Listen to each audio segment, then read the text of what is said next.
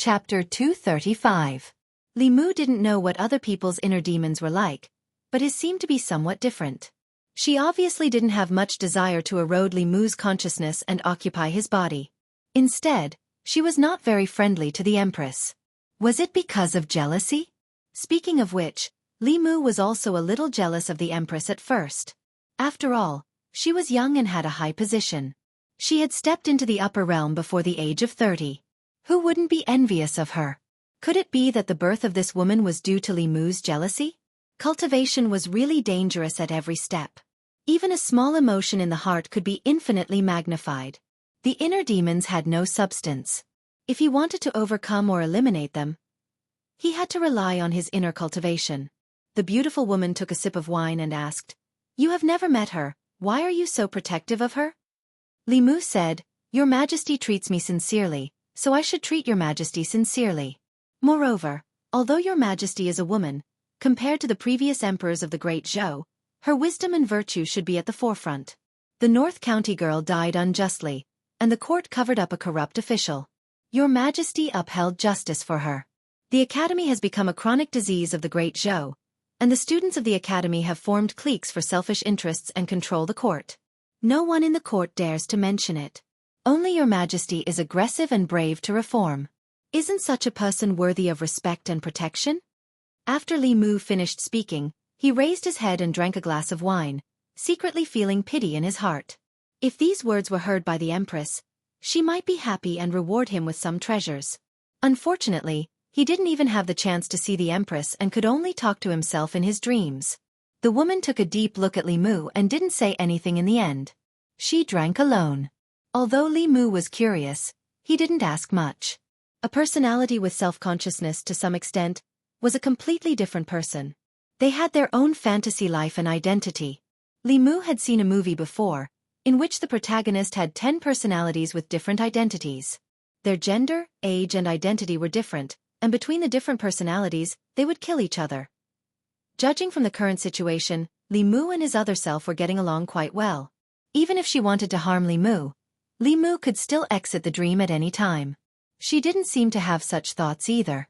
When he woke up from his dream, Li Mu was still reminiscing about the delicious food in his dream.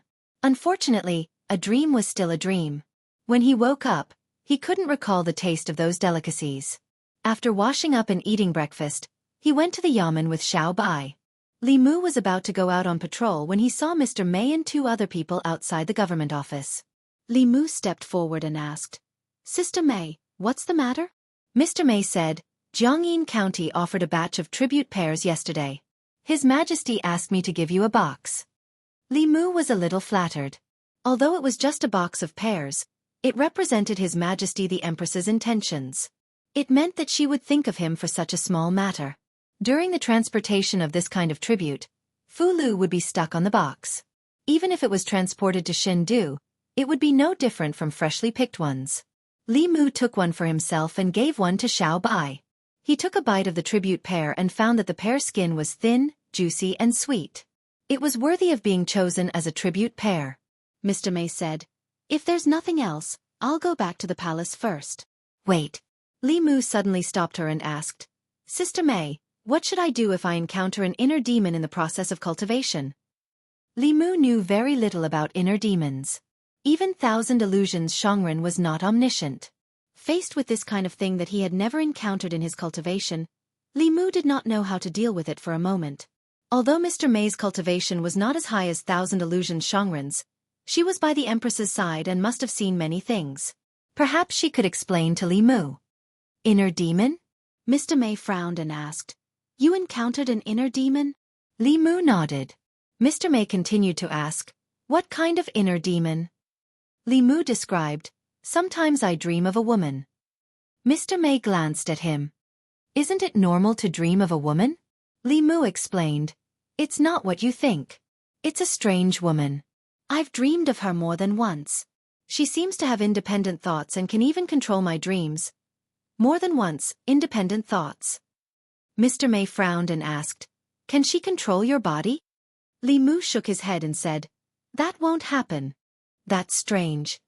Mr. Mei said in surprise, "Once an inner demon of this level appears, It will definitely fight for control of the body. If it wins, it will completely control the original body. If it loses, its consciousness will be destroyed. It's very rare for two consciousnesses to coexist. Li Mu asked, in other words, it's possible for such a situation to exist? Mr. May nodded and said, as far as I know, there are very few people who have more than two consciousnesses coexisting in their bodies. Most of the time, his body is dominated by the main consciousness, but when he encounters a life and death crisis, the other consciousness will awaken. This kind of second consciousness can sometimes be more terrifying than the main consciousness. Li Mu felt that he was in this situation as Mr. May said. In his dreams, the woman could turn the tables and easily beat Li Mu. Her strength was very terrifying. Although the two of them could coexist peacefully for the time being, no one could say for sure what would happen in the future. Li Mu asked, how do I get rid of this kind of inner demon? Mr. May shook his head and said, you can only rely on yourself to defeat the inner demon. When your consciousness is strong enough, you can easily erase the consciousness of the inner demon. She looked at Li Mu and asked, what does your inner demon look like? Li Mu reached out and swiped in the air. A woman's shadow appeared in the air. This was a small spell that could be mastered in the Just Hen stage. It was a weakened version of the art of black light. The art of black light of the cultivators in Dongxian could turn stillness into motion and appear in real time.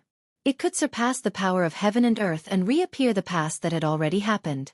It was said that the most powerful cultivators in the ninth realm could even see the future temporarily through this spell. As for whether it was true or not, Li Mu didn't know. Mr. May looked at the woman. A trace of surprise flashed through his eyes and his mouth opened slightly.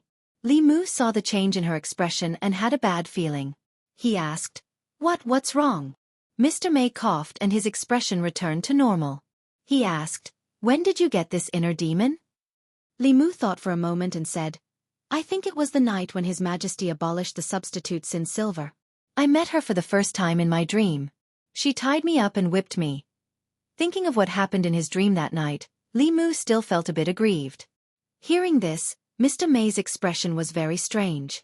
It seemed like he wanted to laugh but was trying hard to hold it in. A few black lines appeared on Li Mu's forehead as he asked, are you laughing at me? Mr. May shook his head and said, no, ha ha ha. Seeing Li Mu's serious face, she coughed and said, I'm not laughing at you. I just thought of something funny. Ha ha ha. She put one hand on Li Mu's shoulder and the other hand on her stomach. After laughing, she said, panting, don't worry. There are all kinds of strange things on the road of cultivation. The inner demon isn't all bad. She doesn't want to take over your body. Just think of it as a dream. Isn't it good to go on dates with a beautiful woman in your dreams? Li Mu asked suspiciously, is it really okay? Mr. May patted him on the shoulder and said, don't worry. It's okay. Judging from Mr. May's tone, she didn't seem to be lying to Li Mu or comforting Li Mu. For now, Li Mu didn't feel that the woman was a threat to him. He shook his head and stopped thinking about it. Mr. May said, haven't you always wanted to know about His Majesty? Since we're free now, I'll tell you. When Li Mu heard this, he was instantly interested. Mr. May said, since you're already His Majesty's man, there's something you need to know. Li Mu asked, what's the matter? Mr. May said, people say that His Majesty stole the Emperor's qi from the ancestral temple and used it to transcend and take over the world. You think so too, don't you? Li Mu asked, is there more to it than meets the eye? Mr. May said, it's true that His Majesty got the Emperor's qi, but he didn't do it willingly. When he married the former crown prince, became the Empress, and obtained the Emperor's qi, it was all part of the Zhou family's scheme. Li Mu really didn't know that there was such an inside story. He continued to listen to Mr. May. The Emperor's qi is condensed from the psyche power of the people of the Great Zhou.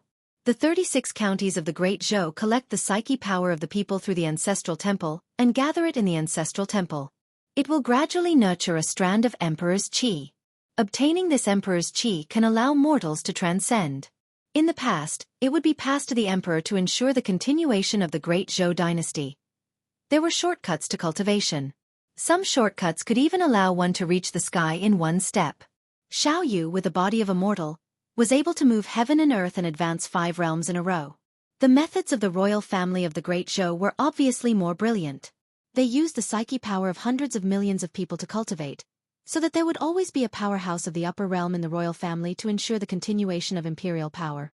However, during the last change of imperial power, this strand of emperor's qi was obtained by an outsider, causing the Xiao royal family to lose their opportunity. It was no wonder that Her Majesty could succeed the throne so smoothly.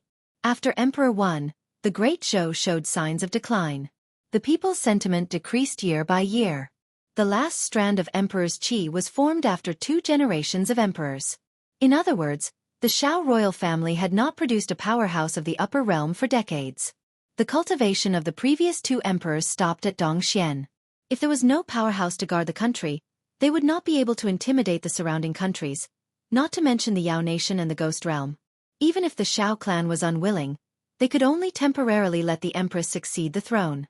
It was precisely because the Zhou family understood this that they were able to take advantage of the Xiao clan. Mr. Mei looked at Li Mu and said, "You are one of Her Majesty's people. I don't want you to misunderstand Her Majesty like others." Li Mu nodded and said solemnly, "I understand." Mr. Mei asked, "Besides these, do you have anything else you want to ask?" Li Mu thought for a while and asked, "It is said that the former crown prince likes men and that he and Her Majesty are only husband and wife on the surface. Is that true?" Chapter 236. Bang! As soon as Li Mu finished speaking, Mr. Mei hit him on the head. Mr. Mei glared at him and said, "Didn't I tell you not to criticize Her Majesty? If other internal guards heard you, you would be hung up and beaten." Li Mu rubbed his head and said, "Isn't it right in front of you?" Mr. Mei snorted and said, "Not even in front of me." Li Mu shook his head and said, Okay, I won't ask any more." Gossiping was human nature. The higher a person's status was, the more people would gossip about them. Not only Li Mu, but many people in Luoyang were gossiping about this. "Okay, I've delivered Her Majesty's reward. I'm going back to the palace." Mr. Mei looked at him angrily and said, "Her Majesty is as pure as ice and as pure as jade. Don't talk about her behind her back. Not only can you not talk about her, but you can't let others talk about her either." Li Mu stood up straight and said seriously, "Yes, Your Majesty." He called her sister Mei all the time, and it was not in vain. In the end, she answered Li Mu indirectly to satisfy his gossiping. A pure as ice and as pure as jade solved Li Mu's doubts. The fire of gossip was extinguished.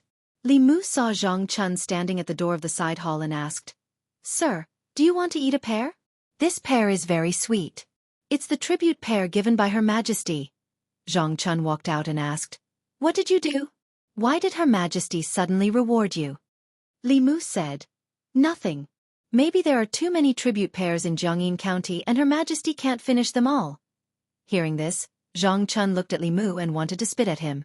Even if Her Majesty could not finish the tribute pears and wanted to reward the officials, there was no reason for her to skip over him, the magistrate of Luoyang, and reward the arrestor of Luoyang. Moreover, Her Majesty rewarding a house and a box of pears were 2 completely different things. Because of their meritorious service, His Majesty had rewarded many people with residences. Although the value of this box of pears was very low and could not be compared to the official residence, it represented the emperor's heart. This meant that His Majesty still had Li Mu in his heart.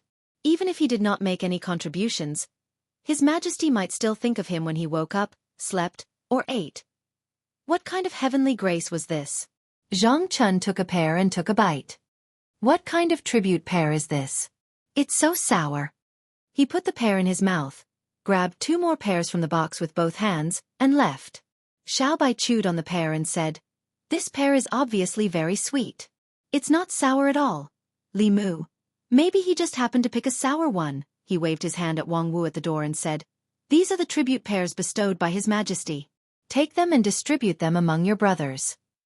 It was just a box of tribute pears, but it was a sharp weapon to win people's hearts. Taking advantage of this opportunity, he could win over a wave of people's hearts for himself and Her Majesty. Mr. Mei was right. Many people criticized the process of the Empress seizing the throne. Even most of the officials in Great Zhou did not like to see a woman become the Empress. Li Mu said to the people who had been summoned by Wang Wu, "After eating, go out and patrol. If you find any illegal behavior that you can't handle, come to me." The constables each took a pear and said to Li Mu, "Thank you, boss." Li Mu waved his hand. "This is a reward from Her Majesty. If you want to thank someone, thank Her Majesty." Imperial Palace. Changle Hall. In the void of the hall, there was a picture quietly flowing. The young female official snorted and said, "This person is rude to Her Majesty again. Why don't we take him to the internal guards and teach him a good lesson?" Mr. May came in from outside the hall. Seeing the scene of the Luoyang government and hearing the young female official's words, he already realized what had happened. He said, "Your Majesty, although Li Mu's words are a bit presumptuous, he is absolutely loyal to Your Majesty. He always protects Your Majesty and thinks that Your Majesty." The young female official said with a cold face, "If we don't teach him a good lesson this time, who knows what other offensive words he will say to Your Majesty in the future." The Empress looked calm, as if she was not angry at all. She just said, "Mei Wei, send him another box of tribute pears tomorrow." Mr. May bowed and said, "Yes, Your Majesty." The young female official said angrily, "Your Majesty. Your Majesty, we'll leave first." Mr. May took her hand and pulled her out of the hall. The young female official shook off his hand and said unhappily, "He was disrespectful to Your Majesty." "Why are you always protecting him?" Mr. May said to her, "If Your Majesty wants to punish him, she will. We don't have to do anything about it." The young female official said angrily, "What's so good about him? He was disrespectful to Your Majesty. You protect him, and Your Majesty is so tolerant of him. Not only did she give him the tribute pears that Your Majesty likes to eat, but she also used the dark light technique to look at him." Her chest heaved up and down. Obviously, she was very angry. For someone like her who worshipped the Empress, it was hard for her to accept all this. "Shoo!" Mr. May made a shushing gesture and said, "It's because he was disrespectful to Your Majesty that Your Majesty treats him differently from others." The young female official frowned. Obviously, she didn't understand what he meant. Mr. May explained, "You're still young. There are some things that you don't understand. It's lonely at the top. When Your Majesty is in that position, everyone, including us, respects and fears her. After a long time, Your Majesty will get tired. Sometimes, what she needs is someone who disrespects her." The young female official said, "What kind of twisted logic is that?" Mr. May shook his head and said, "Your Majesty didn't want to be in this position. She's much lonelier than we thought. In front of us, she only shows one side, but in fact, the side that she hides is the real her." Li Mu walked out of the government office. He looked up at the sky and scratched his head in confusion. Since just now, he had a strange feeling that someone was spying on him in the dark. This feeling came and went. Li Mu searched for a long time, but he couldn't find the source. In this situation, either he had an illusion, or the spying person's cultivation was much higher than his and used a high-level magic like the art of mystic light. The latter was unlikely. Li Mu had the jade pendant given to him by the Empress. It could isolate heaven's secrets, block the calculations of transcendent cultivators, and also block the art of mystic light. After leaving the government office, this feeling disappeared completely. He patrolled the government office with Xiao Bai. At night, when he was sitting cross-legged on the bed to cultivate, sleepiness suddenly attacked him. Li Mu had experienced this feeling of sleepiness for no reason several times. He already knew what would happen next. Sure enough, after a mist appeared in front of him, the woman's figure appeared in front of Li Mu. She stretched out her hands, and a whip appeared in her hands. It was a whip that Li Mu hadn't seen for a long time. Li Mu's eyelids twitched, and his expression changed greatly. He immediately said, "What do you want?" The woman said indifferently, "Nothing, I just want to exchange pointers with you." "What exchange?" It was clearly a one-sided trampling. Li Mu quickly stretched out his hand and said, "Stop, even if you want to exchange pointers, you don't have to use force." "We can exchange pointers." The woman glanced at him and asked, "What kind of grammar?" Li Mu thought for a moment and asked, "Do you know how to play Go?" The woman said, "I know a little about the rules." Li Mu closed his eyes and meditated. A stone table and 2 stone chairs appeared in front of them. A chessboard was carved on the stone table, and next to the chessboard was a chessboard. Li Mu picked up a black piece and placed it in the corner of the chessboard. He immediately said, "It's your turn." In the dream, Li Mu couldn't beat her. He could only make a prompt decision and make the decision for her. Although Li Mu's Go skills weren't high, it was still easy for him to beat a rookie who knew a little about the rules. The woman glanced at Li Mu, picked up the white piece and placed it in another place. Li Mu sighed in relief. He suspected that today was a special day for her every month. Fortunately, he was quick-witted and made a prompt decision to avoid being trampled on by her. After a moment, the woman placed a single word and said to Li Mu, "You lost." Li Mu stared blankly at the chessboard. Only then did he realize that what she said about knowing a little about the rules and what he understood were not the same at all. The woman looked at him and shook her head. "It's boring to exchange pointers. Let's exchange pointers." "Wait." Li Mu stretched out his hand again and said, "One game doesn't mean anything. We'll win 2 out of 3 games." He closed his eyes and concentrated. The chessboard on the table suddenly changed, and the boundary between Chu and Han appeared. The woman looked at the strange chessboard and asked, "What is this?" "Chinese chess." There was no such thing as Chinese chess in this world. Li Mu smiled and said, "If you don't know how, I can teach you." The woman learned very quickly. Li Mu only explained the rules of Chinese chess to her once, and she was already able to move. Of course, after 20 moves, she lost to Li Mu. Li Mu sighed in relief and clasped his fist. "Thank you for letting me win. I admit it." The woman didn't even raise her head. She rearranged the pieces and said, "Again." Although it was a bit shameless to attack her weakness with his strength, Li Mu could only be shameless once in order to not be trampled on. This time, the woman played very slowly. After 30 moves, Li Mu frowned. He didn't expect her to learn so quickly. If this continued, he was afraid that he would lose this game. He picked up a chess piece, thought for a moment, and ate one of her pieces. The woman looked at him and asked, "Why can your pawn take 2 moves?" Li Mu explained, "You don't know, right? This pawn is an elite. It can take 2 moves." The woman didn't say anything and continued playing. Li Mu picked up a chess piece and ate another one of her pieces. The woman frowned. "Why does your horse move I, but not sun?" Li Mu explained, "This is only a fine horse. It can move I." The woman didn't say anything and moved the chess piece again. Li Mu's carriage turned and ate her piece. She looked up at Li Mu and asked, "Why doesn't your carriage go in a straight line?" Li Mu smiled and asked, "Isn't it common knowledge that a carriage can turn?" The woman was silent for a moment. She stretched out her hand and the whip appeared again. She stood up and looked at Li Mu. "Show your weapon." Chapter 237. During breakfast, Xiaobai saw Li Mu's tired face and asked, "Savior, did you not sleep well last night?" Li Mu said listlessly, "I'm fine. I just had a nightmare last night." A woman's heart was like a needle at the bottom of the ocean, even if it was a woman he imagined. Li Mu did not know how he had offended her. She was fine last night, but then she turned hostile again and tormented Li Mu for most of the night. If it was just a night without sleep, it was nothing to Li Mu now. He could still be energetic if he did not sleep for 10 days or half a month. However, excessive mental exhaustion in the dream would also affect reality. Last night, he had fought more than 300 rounds with the inner demon. He had even mastered the use of the mantra a lot. Although he was a little mentally exhausted, he had gained a lot.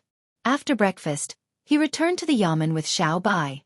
Li Mu learned from Wang Wu that the Empress had sent another box of tribute pears early in the morning.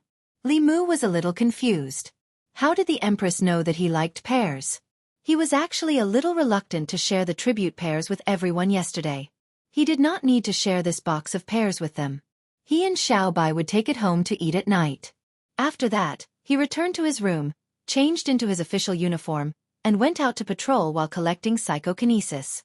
Cultivation after the omnipotent realm was much harder than he had imagined. Li Qing did not take long to advance from the omnipotent realm to the omnipotent realm. Although her talent was not as good as Li Mu's, she had already built a solid foundation after more than 10 years of accumulation. Li Mu adjusted his train of thought. After experiencing the rapid advancement, he was indeed a little impatient for success during this period of time. Although there were shortcuts in cultivation, pursuing them too much would also create hidden dangers for oneself. If Li Mu's mana was cultivated step by step like Li Qing, the inner demon would not have a chance to invade at all. He felt that his cultivation was slow, but it was actually only compared to before. In reality, to be able to enter the 3rd realm of cultivation at such a young age was definitely not slow. Moreover, he had not been cultivating for long. Most cultivators would cultivate their entire lives and only reach the omnipotent realm. Li Mu originally wanted Xiaobai to stay in the yamen to cultivate, but she had to follow Li Mu on patrol. Li Mu did not know whether she simply wanted to stick to him or to be Lu Hanyan's spy. She wanted to follow Li Mu and keep an eye on him so that he did not flirt with other women. Li Mu had always been strictly abiding by Lu Hanyan's promise. In the 2 months in the Immortals' capital, apart from Xiao, Mr. May do not count. Although plum blossoms were flowers, Mr. May did not count. If she were a few years older, she would be old enough to be Li Mu's mother. After leaving the yamen, Li Mu walked along the main street, patrolling the area. The Immortals' capital was divided into districts called markets by the crisscrossing streets. So far, Li Mu had only been to less than 30% of the markets. There was no strict distinction between markets. Each market was both a residential area and a commercial area. In a market, residential, living, and entertainment functions were available. It could satisfy the daily needs of most people. These markets had different functions. Most of them were for the common people to live in, while the rest had their own functions. For example, the South Court and North Court, which occupied more than 10 markets, were for the rich and powerful. They were close to the palace and had the best location. The scenery was beautiful and the environment was quiet. There were also some high-end markets that were for the entertainment of the rich and powerful. Ordinary people could not afford them.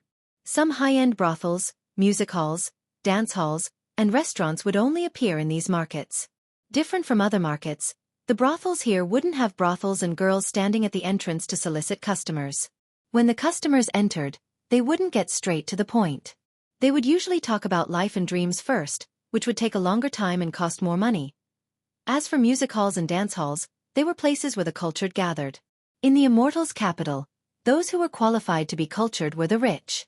Li Mu heard this from Wang Wu.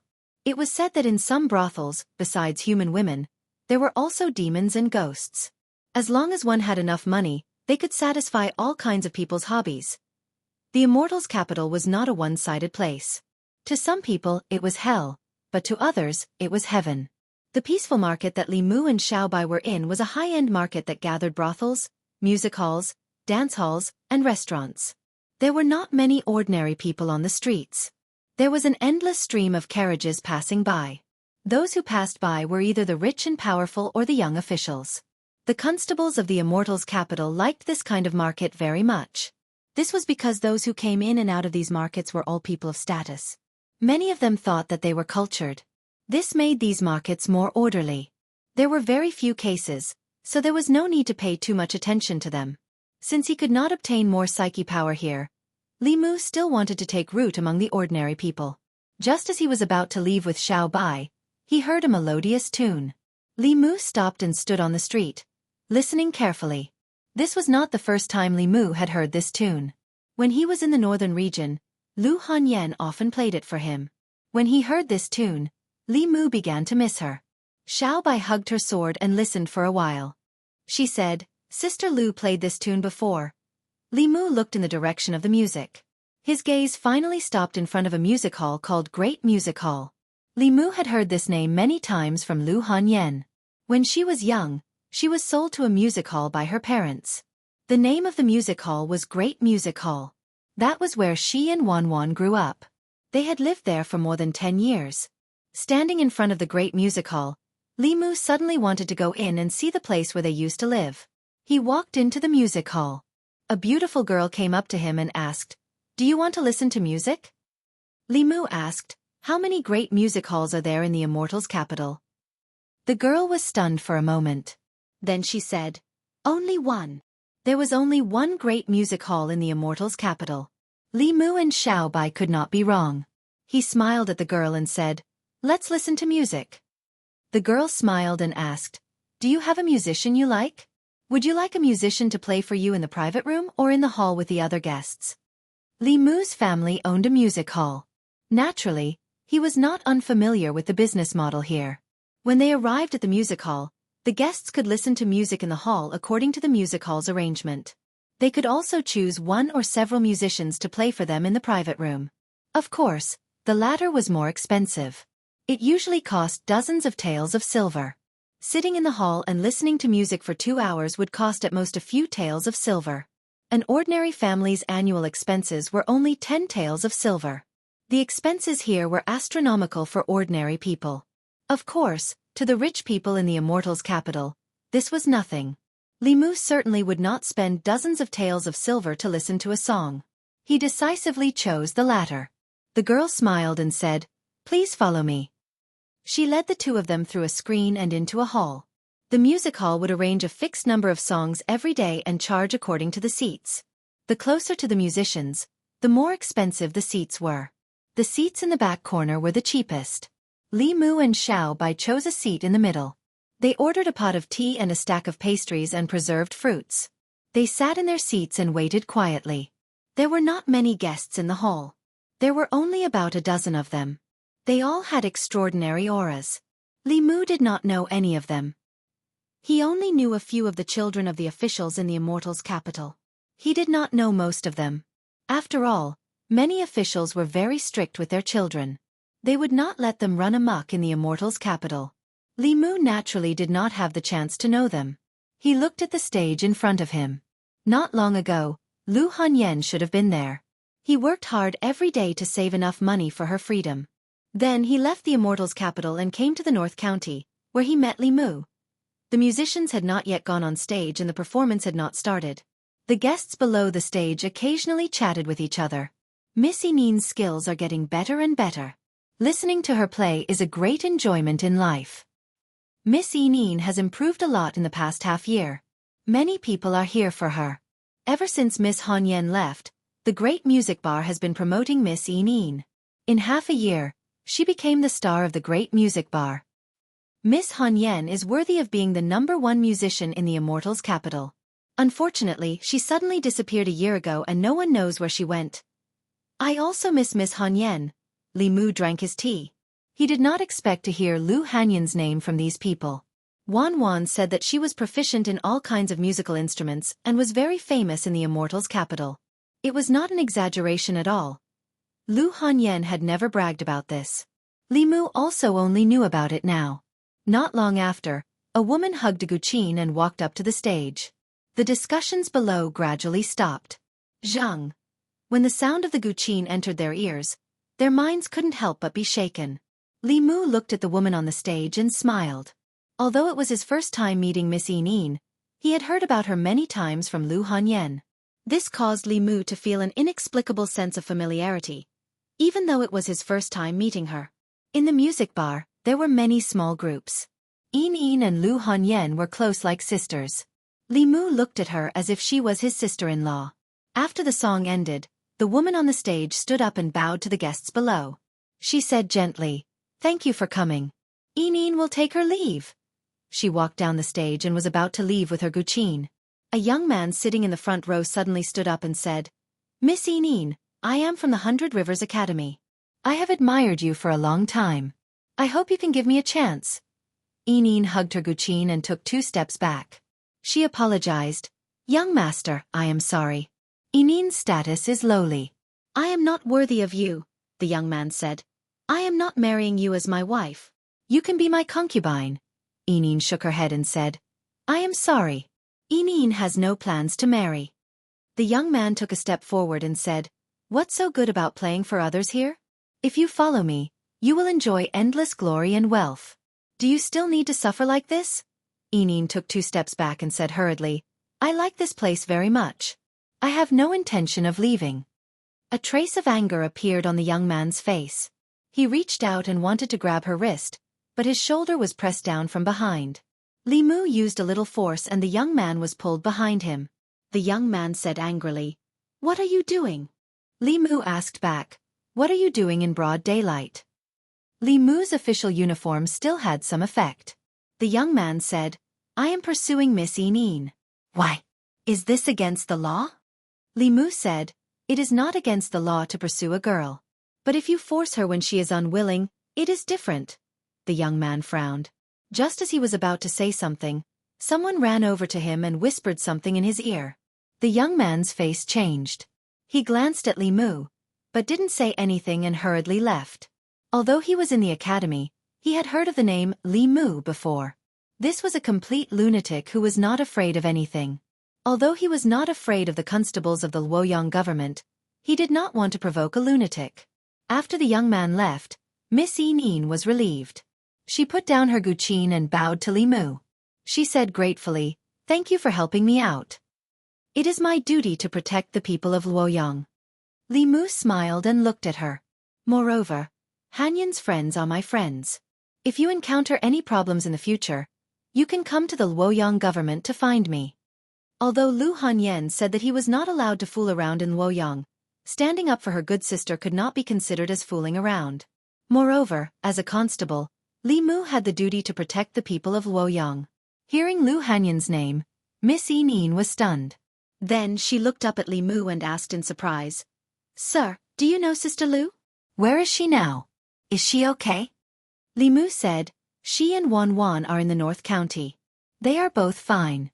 Hearing Wan Wan's name, Yin did not have any doubts that the person in front of her knew Lu Hanyan. Her expression was a bit agitated and angry. She said, "She left without even saying goodbye. How can she be a good sister?" Lu Hanyan had mentioned this to Li Mu. Although her experience in the music house was a bit bumpy, she had made a few good friends in the past 10 years. She did not want to face the scene of parting. After redeeming herself, she left quietly with Wan Wan without telling anyone. From Miss Anin's reaction, the feelings between them should be sincere. Hearing Lu Hanyan's news, Yin was clearly a little agitated. Tears welled up in the corners of her eyes. She wiped her eyes and said, "They left without saying anything. They made me worry for so long. They're two weak women. What if they encounter bad people?" Li Mu's lips curled up. The two of them were no longer weak women. One had a purine body and the other had natural spirit eyes. They had countless treasures on them. Bad people were probably more afraid of meeting them. After a while, Yin looked up at Li Mu and asked curiously, "Sir, how do you know Sister Hanyan?" Li Mu explained, "I was transferred from the North County to the Divine Capital a month ago. Before that, I was with Hanyan and Wan Wan in the North County." From his words, it seemed that he was very close to Sister Lu and Wan Wan. Yin looked at Li Mu and asked curiously, "May I ask what is the relationship between Sir and Sister Hanyan?" Li Mu smiled and said, "She is my fiancée." "Ah!" Yin exclaimed and covered her mouth. Her eyes were filled with surprise and shock. After she came back to her senses, she did not even care about her zither and quickly ran backstage. In the hall, there were still some guests who had not left. When they heard the conversation between the two, most of them were stunned. "No way, Miss Hanyan is his fiancé? How is that possible? He must be talking nonsense. Is he worthy of Lady Lu? A toad lusting after a swan's flesh. You look so. So what if you're pretty? Is Miss Lu such a superficial person?"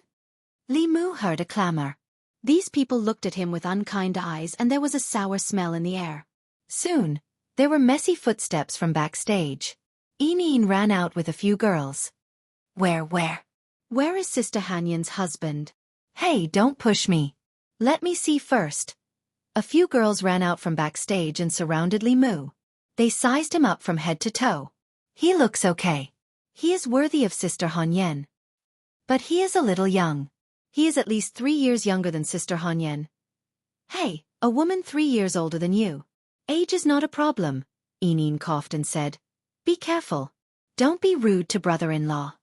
One of the girls looked at Li Mu and said in disbelief, "Are you really Sister Hanyan's husband?" Li Mu said, "Not yet." The girl said, "How can you prove it?" Li Mu waved his hand and the images of Lu Hanyan and Wan Wan appeared in front of them. "Ah, brother-in-law knows magic. It is Sister Hanyan and Wan Wan." "Wan Wan, this little girl, why did her face become round again? Is brother-in-law a cultivator? No one dares to pester Sister Hanyan anymore." Li Mu's move completely shocked the girls and confirmed his identity. They immediately became well-behaved in front of Li Mu. "Hello, brother-in-law. I am Miao Miao. I am Xin Xin. I am 16. Brother-in-law. Just call me Little 7. Lu Hanyan had entered the music house very early. Some of the girls in the same batch as her had already left. Some of them had taken advantage of their youth to marry into rich families as concubines. Some had even become someone else's mistress. Her age and qualifications were very high in the music house. After coming to the music house, she had a few more sisters-in-law. Feeling their sincere feelings, Li Mu was also happy for Lu Hanyan. He smiled at the girls and said, "Hanyan will come to the divine capital in about a year. You will be able to see her then. My name is Li Mu. I work in the divine capital. If you encounter any trouble, you can come to the divine capital to find me." Miao Miao's face was filled with doubt. She muttered, "Li Mu. I seem to have heard this name before." Soon, she recalled something. Yinyin and the others were also shocked. Brother-in-law is Li Mu. The Li Mu who took care of those officials' children and caused a ruckus in the Ministry of Justice? Brother-in-law made the heavens strike Zhou Chu to death. He even scolded Assistant Minister Zhou in the Ministry of Justice. Oh my God, I was just watching the show outside the Ministry of Justice that day. Soon, the girls' eyes began to sparkle as they looked at Li Mu. For more than a month, the people living in the divine capital might not have seen Li Mu, but they had definitely heard of his name. He took care of those rich kids, caused a ruckus in the Ministry of Justice, forced some officials to change the law, and abolished the silver for crimes. He had fundamentally sought the well-being of the people. He had avenged the wronged and caused the wrath of the heavens to strike Zhou Chu to death. He had gotten rid of a great evil for the divine capital. Countless people had seen it with their own eyes. Although they had never seen him, they were already filled with admiration for him. Yinin's eyes widened. She looked at Li Mu and asked, "Brother-in-law, are you really that Li Mu?" Li Mu smiled. "There is only one person called Li Mu in the divine capital." "Wow, brother-in-law is so powerful. Let's see who dares to pester and bully us in the future." Little 7 and 16 were the youngest. They were only 16 or 17 years old. They jumped up happily and pulled Li Mu's arm. They cheered and said, "We have a backer in the future." Xiaobai stood at the side and watched anxiously. However, these people were Sister Lu's friends, so she could only watch anxiously. Li Mu was not good at dealing with this kind of situation. He pulled his hands back and said, "All right, I still have to go out and patrol. If you encounter any trouble, remember to find me at the government office." Li Mu had stayed in the music house for a while. He bid farewell to the girls and left the wonderful sound pavilion with Xiaobai. "Brother-in-law, goodbye. Come here often to see us. We'll save the best spot for you. It's free." Yinin looked at his back and said, "I didn't expect Sister Hanyan to have found a husband. I'm really happy for her." Little 7 said, "Brother-in-law is really powerful. That day outside the Ministry of Justice, I heard him scolding Assistant Minister Zhou in front of the Ministry of Justice. That's the Zhou family. Other than brother-in-law, who in the divine capital would dare to offend the Zhou family?" 16's face was filled with happiness. She said, "Hee hee, it's good that brother-in-law is powerful. Let's see who dares to bully us in the future." Although the status of musicians and performers in the hearts of people was better than prostitutes who used their beauty to entertain people, they were still inferior. Although there were many officials and nobles who came to the music house to listen to music, there were only a few who really looked up to them. As musicians, it was common to be harassed when they went out to play. Among them, some guests would be polite and some guests would be overboard. Many of the musicians who were not famous had been molested. There were even musicians who were sullied by guests when they were playing for guests alone in the pavilion. However, that guest had a powerful background and the music house could only let it go. As musicians, they had no sense of security. In fact, they were very envious of Sister Hanyan who could control her own fate. At this time, Xinxin suddenly thought of something and said, "The female constable by brother-in-law's side is so beautiful. Even I can't help but like her," Miao Miao said. "She's the most beautiful girl I've ever seen. Even those clothes can't hide her beauty. How can Sister Hanyan be at ease with leaving such a girl by brother-in-law's side?" Little 7 thought about it and said, "Brother-in-law is alone in the divine capital. We have to help Sister Hanyan keep an eye on him. We can't let other little vixens take brother-in-law away." Chapter 238. Ever since he lost to Li Mu in a game of chess, the woman in his dream flew into a rage out of humiliation and ravaged him. She had not appeared for several days. Her time of appearance was very irregular, and her emotions were also very complicated and changeable. Sometimes she was calm, and sometimes she was manic. This caused Li Mu to be alarmed even before he slept. However, This woman was not as scary as the description of the inner demon in the book. Even though Li Mu could not defeat her in his dream, his mastery of various Tao techniques and supernatural powers was becoming more and more refined. Mantras and abhijna could be improved gradually through daily practice. However, there was a limit to this improvement. When fighting with others, the situation could change in an instant. No matter how skilled one was in daily practice, it was inevitable that one would be flustered in a real battle. Actual combat was the best way to improve one's strength. However, actual combat meant danger. In reality, when one was fighting with one's life, all of one's previous efforts would be for naught if they failed once. In the past, Li Mu had Suhi to teach him moves. Now that they were separated, Li Mu also lost an opponent who could train him. Until he met the woman in his dream. Dreams were illusory. No matter what happened in the dream, it would not affect reality. However, experience in fights of magical powers was really accumulating. He could completely use the inner demon as his own whetstone to help him increase his experience in fighting enemies. After thinking this through, Li Mu looked forward to her appearance. Unfortunately, his inner demon was different. Whether it appeared or not was completely a probability event. There was no rule to speak of. In the morning, he and Xiaobai patrolled more than a dozen markets and only mediated a few neighborhood disputes. The two of them ate outside. When they passed by the great music lane, they came in and sat for a while. Lu Hanyan's former sisters were very enthusiastic about Li Mu. Xiaobai looked at them nervously. Is Sister Hanyan still like before, only eating a little every day? Wan must have gained weight, right? Sister Hanyan said that she would open her own music lane in the future.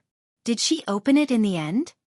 The few of them surrounded Li Mu and asked all sorts of questions about Lu Hanyan. Li Mu answered them one by one. Yining said with some envy, I really envy Sister Hanyan. She is finally living the life she wants. Li Mu, if you want, that's fine too.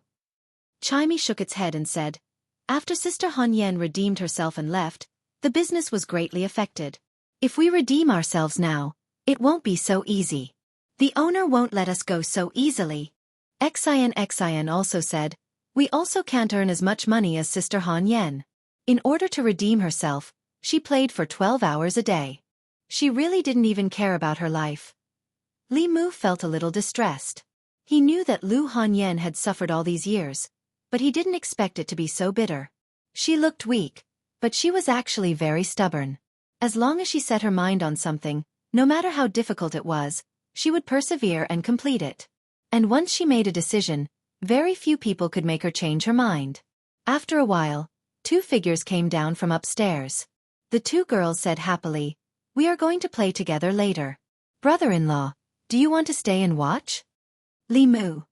No, I still have work to do. I will leave in a while. The two girls revealed a disappointed expression. Li Mu noticed that little Seven's forehead was bruised. He asked, what happened to your forehead? Little Seven lowered her head and shook it. It's fine. Chimey and Xian's lips trembled, but they didn't say anything in the end. Li Mu sensed that something was amiss and asked, what happened? The girls lowered their heads and didn't say anything. Only the youngest, 16, said angrily, it's all because of that Jiang Zhe. He ordered Sister Little Seven to play a solo in the private room and wanted to force himself on Sister Little Seven. Luckily, we heard Sister Little Seven's shout and rushed in to stop him. Sister Little Seven's head hit the headboard and was bleeding. Li Mu asked, didn't you report it to the authorities? Chimey sighed. The owner reported it to the authorities. Then the Ministry of Justice came and took Jiang Zhe away. We saw him walk out of the Ministry of Justice with our own eyes. The Ministry of Justice didn't dare to offend the academy. Li Mu frowned. Why didn't you come to me? 16 lowered her head and touched her fingertips. She whispered, Jiang Zhe is a student of the academy. Sister Yining said that we can't offend the academy. She didn't want us to cause trouble for brother-in-law. After coming to Luoyang, Li Mu was least afraid of trouble. On the contrary, he was afraid of no trouble at all. These days, the psychokinesis he obtained from the people had been decreasing day by day. He just needed to do something to bring him back to the people's sight. Li Mu's face darkened. He said, how dare they protect such a villain? Come, follow me to the Ministry of Justice. Little Seven looked up at him and shook her head. Forget it, brother-in-law. I'm fine. Li Mu said. No, we can't just let this go. Otherwise, people will bully you in the future. Chimey sighed and persuaded Li Mu. We are of low status and have long been used to it. The Luoyang now is not the Luoyang of the past. They won't dare to go too far. Li Mu shook his head. If I don't do anything while you are bullied, how am I going to explain it to Sister Lu? Don't be afraid. It's just the Ministry of Justice. With me here, justice will be served. Little Seven said. Brother-in-law, Li Mu asked, don't you trust me? Little Seven bit her lips and finally said, I'll listen to brother-in-law. Under the lead of Li Mu and Xiao Bai, a group of people walked out of Great Music Lane and went to the Ministry of Justice. After a while, a middle-aged woman ran out of Great Music Lane and said in fear, It's over, it's over. These ignorant girls want to kill me. As a constable, Li Mu's duty was to clean up all the injustices in the Luoyang. Even if Little Seven wasn't Lu Hanyan's sister, he wouldn't sit by and do nothing. Moreover, Lu Hanyan's sister was his sister. Otherwise, when she came to the Luoyang in the future, how could Li Mu raise his head in front of her? It would have been more convenient for the Luoyang government to take over this case. However, Li Mu thought about it. Lord Zhang was from the academy. If it involved the academy's case, it might be difficult for him. Moreover, this case was clearly a hot potato. After coming to the Luoyang, Li Mu had caused enough trouble for Lord Zhang. Lord Zhang had treated him well. If he threw this big trouble to him, it would be too inhumane. When Li Mu walked on the streets, he would attract a lot of attention. Many people even went up to greet him. When he walked through the streets with a few beautiful girls, 100% of the people turned to look at him. Some of the Luoyang citizens couldn't help but ask, Constable Li, where are we going? Li Mu replied, the Ministry of Justice. When the crowd heard that, they perked up. There was going to be a good show to watch. Ever since Constable Li came to the Luoyang, they had gotten used to the bustle. They weren't used to it after so many days of peace. For a moment, the citizens who had nothing to do followed Li Mu to the Ministry of Justice from afar. When the butcher on the street saw this, he slammed his boning knife on the chopping board and said to the waiter of the tea house next door, Watch my stall. I'm going to watch the show. Although the waiter of the tea house also wanted to watch the show, if he left, the shopkeeper would definitely deduct his money. When he turned back to look at the counter, he realized that the shopkeeper was gone. At the entrance of the Ministry of Justice's Yamen, when the two gatekeepers saw the crowd of citizens heading toward the Ministry of Justice, led by Li Mu from the Luoyang Yamen, they immediately felt a headache coming on. They turned around and ran into the Yamen without hesitation. Li Mu walked to the entrance of the Ministry of Justice, bent down, picked up the drumstick, and hit the drum hard. Uft! Inside the Ministry of Justice, the director of the Ministry of Justice was drinking tea. He suddenly spat out a mouthful of tea. He put down the teacup, stood up and said angrily, Who's hitting the drum outside? Although the drum outside the Ministry of Justice was for the citizens to cry out their grievances, it didn't make much noise on normal days. The sound of the drum was annoying. It was fine if it interrupted the director of the Ministry of Justice's work, but if he was in the middle of an important activity and was startled by the drum, the consequences would be unimaginable. The Yamen had a rule that anyone who wanted to hit the drum would be stopped and interrogated. If they had any grievances, they would have to talk about it. The director of the Ministry of Justice's pants were wet. When he saw the gatekeeper running in, he said angrily, What are you doing? Why didn't you stop someone from hitting the drum? The gatekeeper said in distress, Sir, the one who hit the drum is Li Mu. I didn't dare to stop him. The director of the Ministry of Justice was shocked. What? What's Li Mu doing here again? After the incident with Zhou Chu, he gave up on the idea of avenging his humiliation on Li Mu. He could even summon the heavenly lightning to help him. This ability was too terrifying. The officials of the Ministry of Justice privately called him the Lightning King. He didn't have to pay with his life even if he killed someone. After all, the heavens were the scapegoat. Who would dare to make the heavens pay with their life? The director of the Ministry of Justice had cultivated for 30 years, but he was only at the 4th level. He couldn't take more than a few purple heavenly lightning strikes. The director of the Ministry of Justice quickly said, Go out and tell him that I'm not here. Tell him to go back. Li Mu walked in from outside and said, Sir Yang, how can you be like this? The crime of neglecting your duty is not light. The director of the Ministry of Justice looked at Li Mu, who was still holding the drumstick in his hand. He knew that he couldn't avoid it today. He gritted his teeth and asked, "What are you doing here?" Li Mu said, "I want to report a case." In the court of the Ministry of Justice, the director of the Ministry of Justice sat above and asked Li Mu, "As the constable of the divine capital, why didn't you report a case to the divine capital? Why did you come to the Ministry of Justice?" Li Mu said, "Because this case is related to the Ministry of Justice." Li Mu held Xiao Qi's hand and said, "This morning, Jiang Zhe, a student of the 100 River Academy, wanted to rape my sister in the Great Music Lane. He was stopped and handed over to the Ministry of Justice. However, the Ministry of Justice let him go." "Sir, don't you have an explanation for this?" The director of the Ministry of Justice glanced at him and said, "He didn't succeed. I've already reprimanded him. What else do you want?" Li Mu's face darkened. He asked, "Sir Yang, you're the director of the Ministry of Justice. You should know that the crime of attempted rape is not much lighter than rape. How can the Ministry of Justice let him go so easily?" The director of the Ministry of Justice said, "According to Jiang Zhe, he was confused for a moment after drinking and then realized it himself. According to the law, Jiang Zhe took the initiative to stop the violence. This is not considered attempted rape.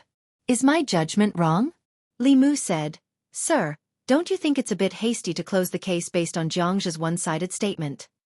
The director of the Ministry of Justice said indifferently, "I'm the director of the Ministry of Justice. You're just a small constable. Do I need you to teach me how to judge a case?" "Well." Li Mu pointed at the director of the Ministry of Justice and said loudly, "As an official of the Ministry of Justice, it's bad enough that you don't make decisions for the people. How can you be in cahoots with such a villain?" He pointed at the top of his head and said angrily, "Damned God, if you have eyes, you can punish such a muddle-headed official." The director of the Ministry of Justice's expression changed drastically. He jumped down from the table and covered Li Mu's mouth. He said in horror, "Let's talk nicely. Constable Li, don't do this." Chapter 239. Li Mu was just putting on an act.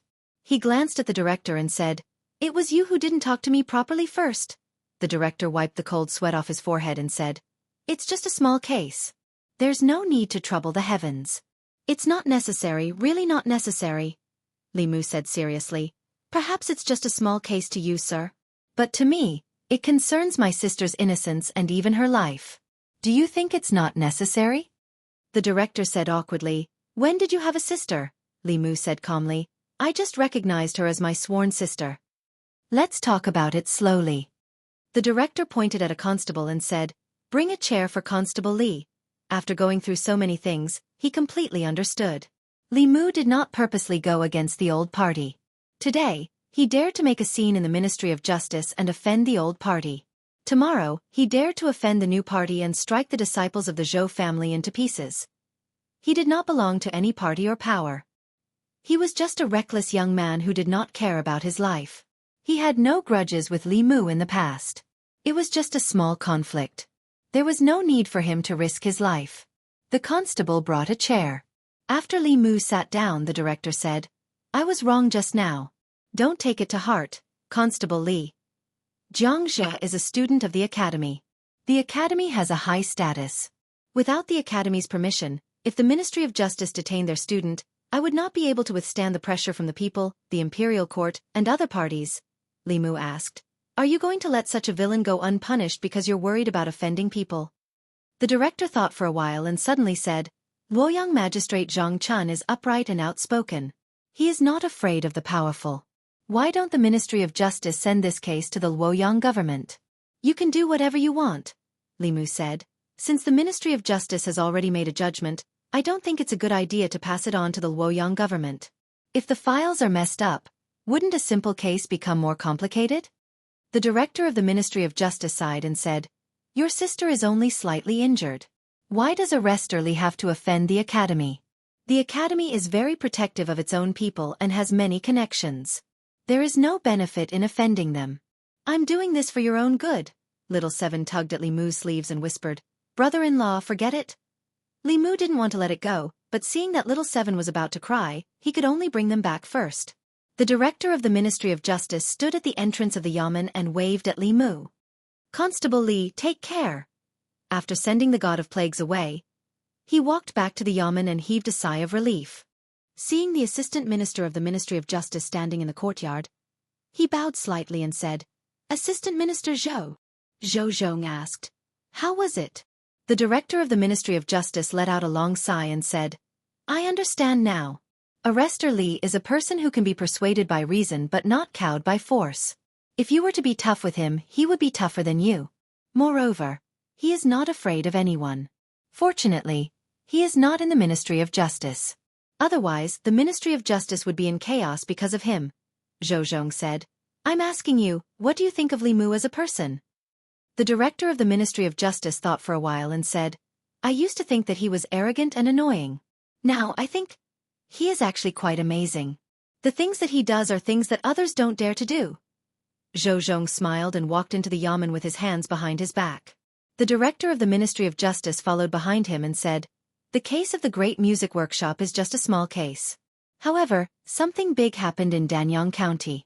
The county magistrate of Ani County under Danyang County suddenly died in his home.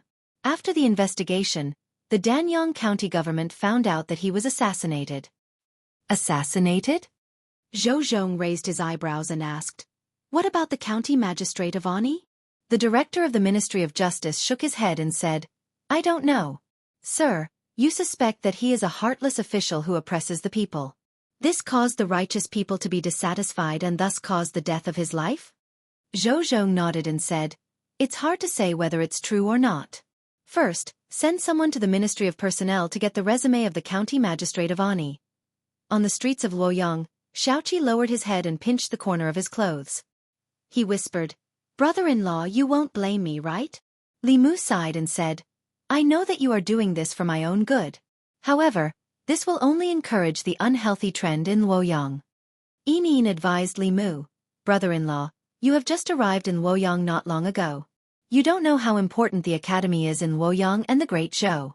For generations, all the officials in the imperial court came from the academy. The people also respect and trust the academy. If you offend the academy, they can easily ruin your future." Xiaoqi and Yin were all thinking for him. Li Mu could not reprimand them. After sending them back to the Great Music Bar, he returned to the government office with Xiao Bai. In the Great Music Lane, the middle-aged woman pointed at their heads and scolded angrily, "How powerful do you think my background is? Is the Ministry of Justice a place where you can mess around? Every single one of you has no conscience. Will you only stop after I close my shop and send me to prison?" She slapped their butts and said, "I am still counting on you to make money. Go back to your rooms. In the future, play a solo in the accord room. Don't close the door." When Li Mu returned to the government office, he saw Zhang Chun pacing back and forth in the yard. Seeing Li Mu return, Zhang Chun asked, "Do you have any more pears?" Li Mu asked, "Sir, don't you think the gong pears are sour?" Zhang Chun said, "This official likes to eat sour food." Li Mu placed the gong pears in the flask heaven ring. He flipped his hand and a pear appeared in his palm. He handed it to Zhang Chun. Zhang Chun had seen Li Mu's flask heaven magic treasure on the day of Zhou Chuxing's death. Now that he saw it with his own eyes, he could not help but sigh at the difference between people. Her Majesty's grace to him was truly meticulous and meticulous, from the moment he was young to the moment he was young. He took the pear and said, "Don't be so stingy. Give me another one." Li Mu threw him another one. Zhang Chun did not eat it. He just put it in his sleeve. Li Mu asked, "Sir, did anything happen in the imperial court today?" "It's nothing serious." Zhang Chun recalled and said, "Her Majesty wanted to reduce the number of students in the academy. She was opposed by Baichuan and Qingyun Academy. The deputy dean of Baichuan Academy directly scolded Her Majesty in the imperial court. He said that Her Majesty wanted to overturn Emperor Wen's achievements and destroy the accumulation of Great Zhou over the past 100 years. He reminded Her Majesty not to become a sinner. Although the academy could not participate in politics, a few of the higher-ups in the academy could attend the imperial court. This was a rule set during the reign of Emperor Wen. Because of their superior status and no interests involved, they could even criticize the emperor when they met a fatuous emperor. This was also the power granted to them by Emperor Wen. Li Mu asked, "What did Her Majesty say?" Zhang Chun shook his head and said, "Her Majesty said nothing. It seemed that Mr. May was right. The Empress was indeed a broad-minded and wise ruler. She could still remain silent even after being criticized like this. But even if the Empress could tolerate it, Li Mu couldn't. Since he already knew, he could not pretend that nothing had happened. He had to share the burden of the ruler. The Empress was humiliated. If he did not do something for the Empress, he would be too ashamed to eat the tribute pears she rewarded him. Li Mu thought for a moment and suddenly asked, "Sir, if someone attempted to rape a woman, how should he be punished?" Zhang Chun asked. "Was he stopped midway or stopped by himself?" Li Mu said, "The woman resisted and attracted others to stop him." Zhang Chun said, "The punishment for attempted rape is 100 beatings. Generally, the punishment is more than 3 years and less than 10 years in prison. In serious cases, the punishment is death by beheading." Li Mu said, "There was an attempted rape case in Shandu just now." Zhang Chun asked, "Did you catch him?" Li Mu shook his head and said, "No." Zhang Chun glared at him and said, "Then what are you waiting for? Go and catch him." Li Mu held a fist and palm salute and said, "Yes, sir." "Wait." He was about to leave when Zhang Chun suddenly stopped him. He looked at Li Mu suspiciously and asked, "Is the person you're talking about a disciple of the Zhou family?" Li Mu shook his head and said, "No." Zhang Chun touched his chin and said, "Then it's the Xiao royal family." Li Mu shook his head again and said, "No." "Is he an influential person in Shendu?" "No." "Is he a disciple of an official of the 4th rank or above?" "No." Zhang Chun finally breathed a sigh of relief and said, "What are you waiting for? Go and catch him. I hate criminals who rape women the most. The imperial court should really change the law and execute all these people once and for all." After a moment, Wang Wu and Li Mu came out of the government office and asked, "Boss, where are we going to catch him?" Li Mu said, "100 Rivers Academy." Wang Wu was stunned and asked, "Where?" Li Mu looked at him and asked, "You've lived in Shendu for more than 20 years. Do you know where 100 Rivers Academy is?" Wang Wu immediately explained, "Of course I know where 100 Rivers Academy is. But boss, the academy doesn't allow outsiders to enter. We can't even enter the academy's gate, let alone catch him." Li Mu frowned. The academy was not the Ministry of Justice. There were countless experts there. Breaking into the academy was not much easier than breaking into the ancestral court of Fu Lu School. Li Mu was not arrogant enough to break into the academy. He thought for a moment and turned to walk into the government office. Wang Wu breathed a sigh of relief. It seemed that even the fearless boss knew that the academy was not to be trifled with. Soon, he saw Li Mu come out of the government office again, but he had changed his official uniform into a regular one. Wang Wu scratched his head and asked, "Boss, we haven't opened the government office yet. What are you?" After a moment, at the gate of 100 Rivers Academy. Li Mu had just approached the gate when an old man suddenly appeared in front of him. The old man reached out to stop him and asked, "Who are you? What are you doing at the academy?" The academy was indeed an academy. Even the guards at the gate were in the divine power realm. Li Mu smiled and said, "I'm Jiangzhe's relative.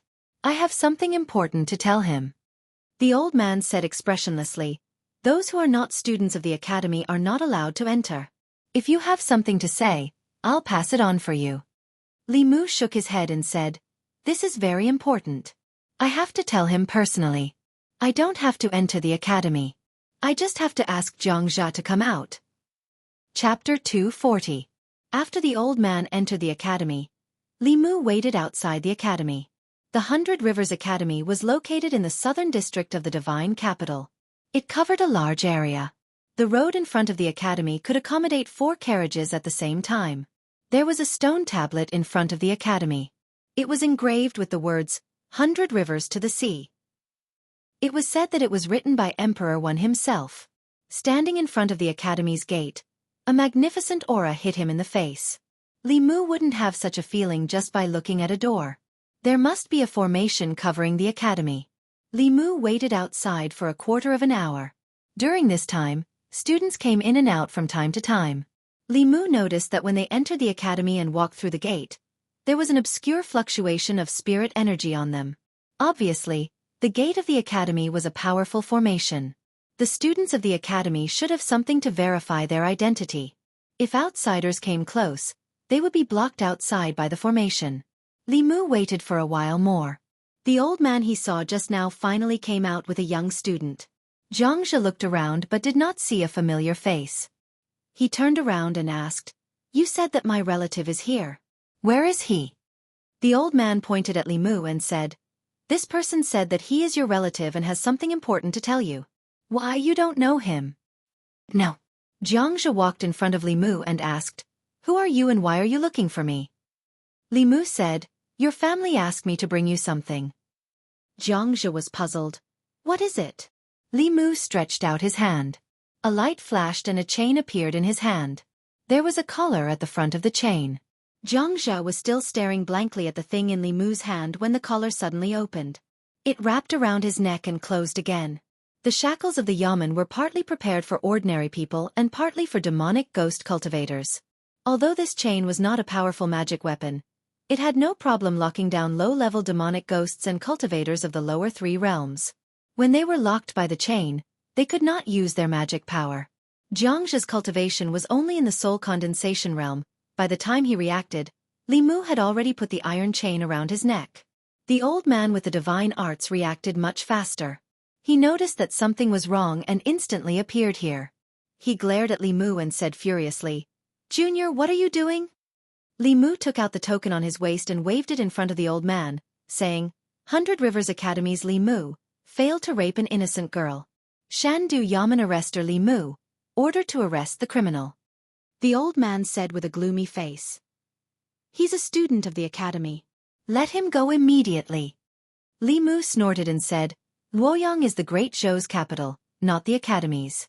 If anyone breaks the law, the governor's office has the right to punish them." The old man glared at Li Mu and did not say anything more. He reached out to grab the chain in Li Mu's hand. Li Mu grabbed the chain with one hand and grabbed the air with the other. A fulu appeared in his hand. He looked at the old man and said coldly, "Using violence to threaten a public servant and obstructing official business. Even if I kill you in front of the academy today, I won't have to take responsibility." The old man stopped in his tracks and looked at the fulu in Li Mu's hand. He was afraid and did not dare to step forward. There were teachers in the academy who were proficient in the fulu. He knew what the purple cloud thunder charm looked like. The charm's power was not ordinary. If he was hit by it, even if he did not die, he would lose half his life. Seeing the old man retreat, Li Mu dragged Zhang Zhe with the iron chain and swaggered towards the yamen. Zhang Zhe was dragged by Li Mu. His face was full of panic and he shouted, "Save me!" The old man gritted his teeth and went back into the academy. In a classroom in the academy, the gray-haired old man stopped teaching and frowned. "What? You said Zhang Zhe was taken away by the Luoyang Yamen?" The old man said, he said Zhang Zhe was related to a case and wanted to bring him back to the yamen for investigation. The gray-haired old man threw down the book and said angrily, "How dare they? Since when did they have the right to interfere in the academy's matters?" He waved his sleeves and said in a deep voice, "Follow me to the Luoyang Yamen." The Baichuan Academy was not far from the yamen. Li Mu dragged Zhang Zhe on the street and attracted many people's attention.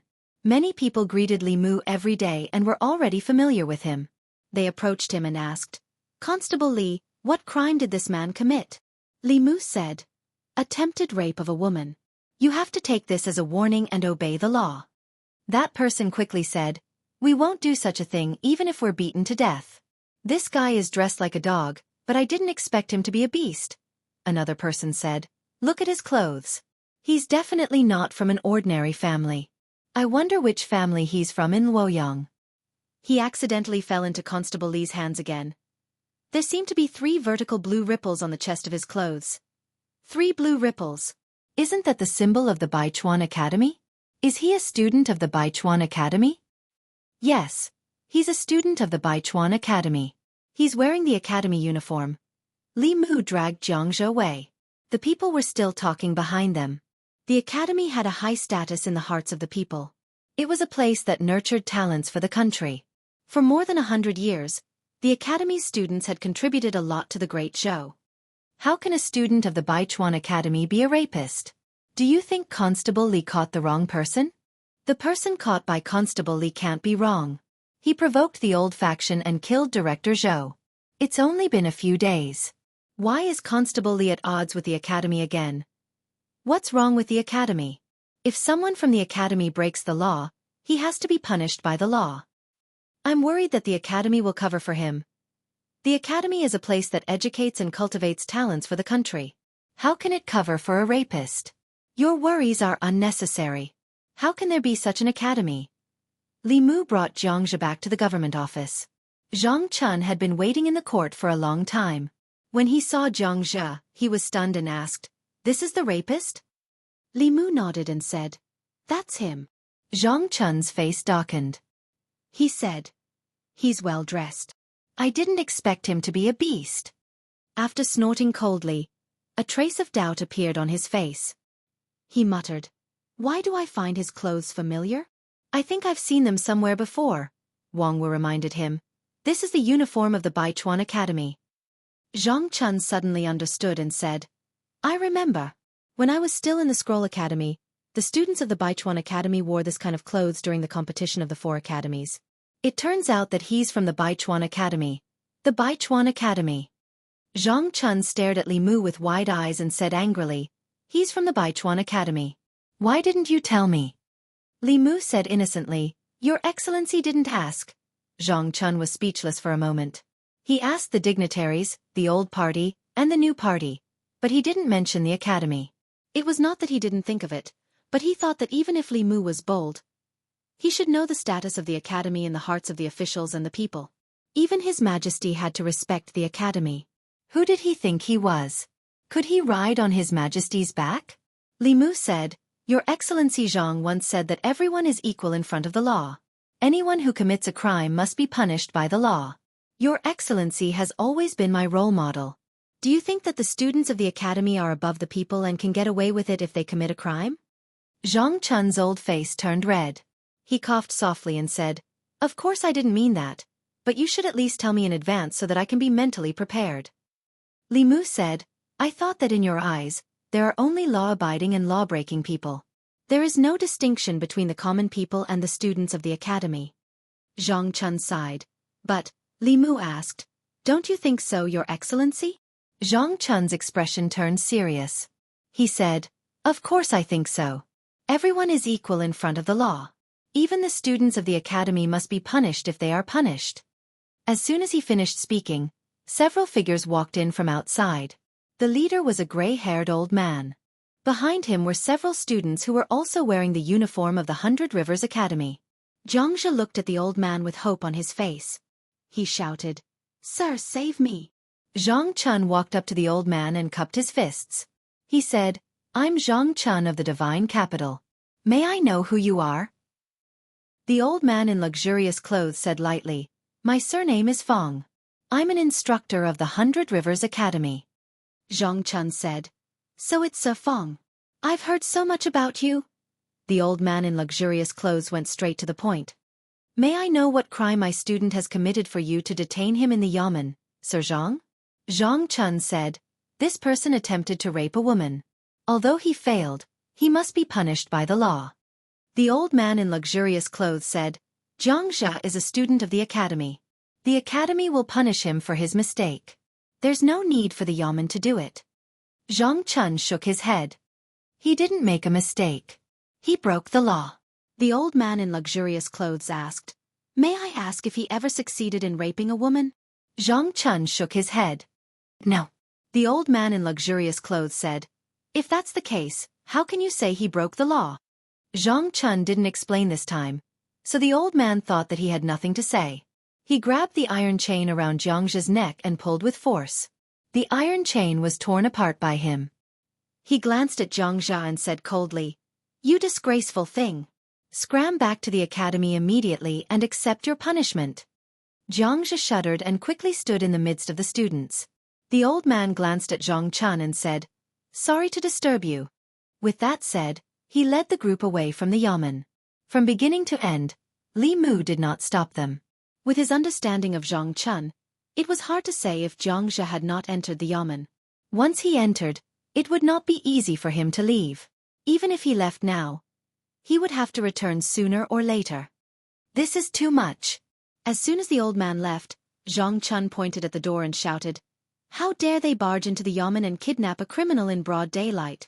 Do they have no respect for the law? Does His Majesty even exist? I'll write a memorial to His Majesty. Chapter 241. The longer Li Mu knew Zhang Chun, the more he realized that Zhang Chun had many tricks up his sleeve despite his thick eyebrows and big eyes. If he insisted on not letting Jiang Zhe go, the academy's instructor would not dare to snatch Jiang Zhe from the yamen. The academy's status was superior, but it did not mean that its students were above the law. The instructor would only dare to take Jiang Zhe away if he pretended to be afraid of the academy. When he took Jiang Zhe away, he gave the yamen enough reason to do so. But by doing so, he would offend the Baichuan Academy. Li Mu reminded him. Sir, aren't you afraid of the academy? Zhang Chun spat and said, What's there to be afraid of? This is the government office. If I let him take him away so easily, I will lose face. Where will the law and His Majesty's face be? Li Mu felt that Zhang Chun was going to throw caution to the wind. Lord Zhang, who used to be as timid as a mouse, had now become as hot-headed as Li Mu. What had he experienced? Outside the Luoyang Yamen, the people who were attracted saw the people from the academy barge into the yamen and walk out after a while. Jiang Zhe, who was handcuffed by Li Mu, was also in the crowd and could not help but be shocked. He's out just like that? Raping a woman is such a serious crime. He's out just like that? What else can he do? You know what kind of place the academy is and how many connections they have in the imperial court. Not to mention rape, even murder and arson. As long as the academy protects them, nothing will happen. The people could not understand what they saw with their own eyes. The academy had a high status in the hearts of the people. For 100 years, the academy had been sending talents to the imperial court. Most of the 36 counties in the Great Zhou, including the Luoyang, were governed by the academy's students. The academy had contributed greatly. The 4 major academies in the Luoyang were respected by the people, be it the instructors or the students. They only saw the academy's glory, but rarely saw this side of the academy. The Baichuan Academy. The old man in fine clothes who had returned to the academy looked at Jiang Zhe and snorted. He said angrily, Bastard! Jiang Zhe hurriedly knelt down and said, Teacher, this student was wrong. This student will never dare to do it again. The old man said, This old man has saved you this time. If there's a next time, you'll have to fend for yourself. Jiang Zhe repeatedly promised, I won't dare to do it again. I won't dare to do it again. The old man coldly looked at him and said, If you were a bit more diligent in your cultivation, you wouldn't have been so easily taken down by a Jushin officer. Don't go out to drink and have fun. Spend your time on cultivation. If you still can't reach the Jushin level in a year, then get the hell out of the academy. After the old man finished speaking, he flicked his sleeves and left. Jiang Zhe heaved a sigh of relief and whispered, That was close. A student beside him smiled at him and said, Didn't you do this kind of thing smoothly before? How come you almost fell into the gutter this time? Jiang Zhe said hatefully, It was fine this time. I even went to the Ministry of Justice and still came back. It's all that damned constable's fault. He almost ruined my future. This debt, I'll settle it sooner or later. The student said, It's just a constable. When you leave the academy next year and get a good position in the divine capital, there will be plenty of ways to kill him. Crepe Myrtle Hall. There wasn't anything important to discuss in today's morning court. After the 6 assistant ministers reported their work, the young female official walked out from behind the curtain and said, If there is nothing else, then today's morning court will end here. The officials put away their tablets and were about to leave when a voice suddenly came from the back of the hall. Your Majesty, this official has a memorial. Everyone couldn't help but look at the back. During the morning court, the officials stood according to their ranks. Those standing at the back were usually the lowest-ranking officials. When they came to the court, they were just going through the motions. Very few of them would take the initiative to speak. At the end of everyone's line of sight, at the entrance of Crepe Myrtle Hall, an official in the second last row stood up. It was the first time for most of the officials in the hall to see him. The official took a few steps forward and came to the center of the hall. He bowed and said, I'm Zhang Chun of the Divine Capital. I have something important to report. When he reported his official position, many people in the hall realized that he was Zhang Chun. The abolition of the silver in lieu of crime was due to the letter he had sent. The children of several officials in the hall had all suffered under his hands. He had only been in the divine capital for a few months, but he had been promoted twice. He even had the right to discuss matters in the court. He had stepped on these officials. The young female official stood at the top and said calmly, "Report." Zhang Chun raised his head and said, "Instructor Fong of the Baichuan Academy forced his way into the Yamen 3 days ago and took away a criminal from the divine capital Yamen. This case involves the Academy, so I dare not make a judgment. Your Majesty, please make a decision." As soon as he finished speaking, there was an uproar in the court. No one had expected that Zhang Chun would amaze the world with a single brilliant feat. He had just proposed to abolish the substitute silver last time, and now he was accusing the Academy. No wonder Li Mu of the divine capital Yamen was so arrogant. He had a superior who was even more arrogant than him. It had been so many years since someone accused the Academy in the court. This was the first time. Nonsense. As soon as Zhang Chun finished speaking, an old man wearing a crown stepped forward and said coldly, "I'm an instructor of the Baichuan Academy. How could I do such a thing?" Behind the curtain, a dignified voice said, "Vice President Chen, why do you have to jump to conclusions so early? Whether it's true or not, won't it be clear when Instructor Fong confronts the divine capital Yamen?" Vice President Chen said in a low voice, "I'll go back to the Academy and bring Instructor Fong to the palace to confront him." As soon as he finished speaking, he took a step forward and disappeared. Zhang Chun immediately said, "Your Majesty, please summon Arrestor Li Mu of the divine capital Yamen to the palace. He's in charge of this case. He's more familiar with it than I am. He was there when Instructor Fong brought people into the Yamen yesterday. He can testify for me." After a moment of silence, the person behind the curtain said, "Mei Wei, bring Li Mu to the palace." As soon as Mei Wei left, Vice President Chen's figure appeared again. At this time, there was another person beside him. It was the old man in the luxurious robe. The old man bowed to the Empress first. "Your Majesty." The young female official said, "Instructor Fong, the divine capital Yamen said that you brought people into the divine capital Yamen 3 days ago and took away a prisoner. Is this true?" The old man in the luxurious robe glanced at Zhang Chun, and his expression changed slightly. He immediately said, "I did take away a student from the divine capital Yamen, but that student didn't break the law. The divine capital Yamen ordered people to trick my student out of the academy and forcibly detain him in the Yamen. I heard that I went to the Yamen to rescue him. How can you say that I forced my way in?" Zhang Chun sneered and said, "Your student raped a woman. I ordered Arrestor Li to go to the academy to arrest him, but he was stopped by the academy. He had no choice but to use a trick to lure the criminal out. Later, you forced your way into the Yamen and took him back to the academy. Is there any falsehood in my words?"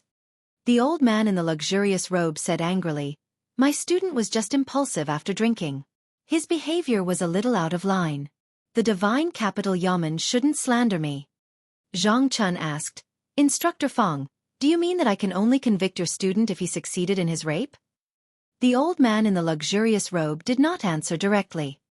He said, "The students of the academy represent the honor of the academy and the future of the imperial court.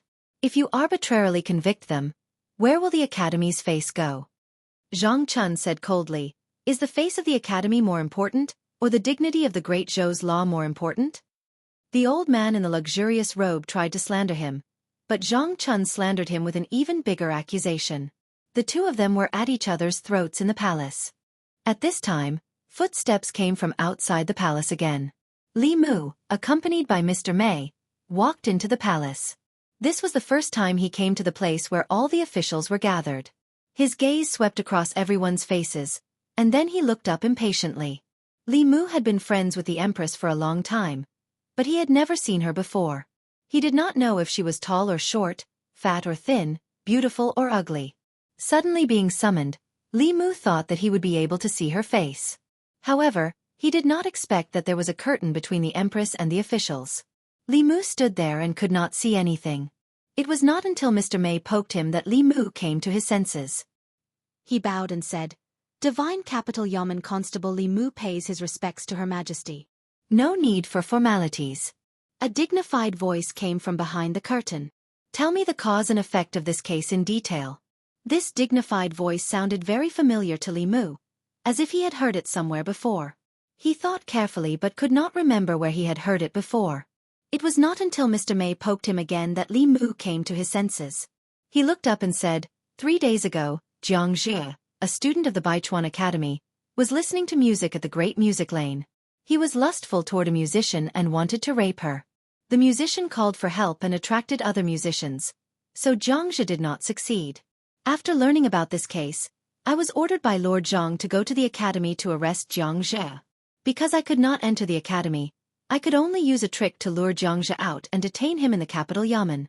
I did not expect that before the yamen could detain him, he would be taken away by Instructor Feng.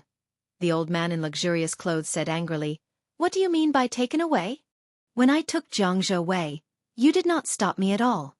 Li Mu said, "You are a strong man in the creation realm, and you have helpers. All the constables in the capital yamen and Lord Zhang were no match for you. How could we dare to stop you? We could only watch you take the criminal away."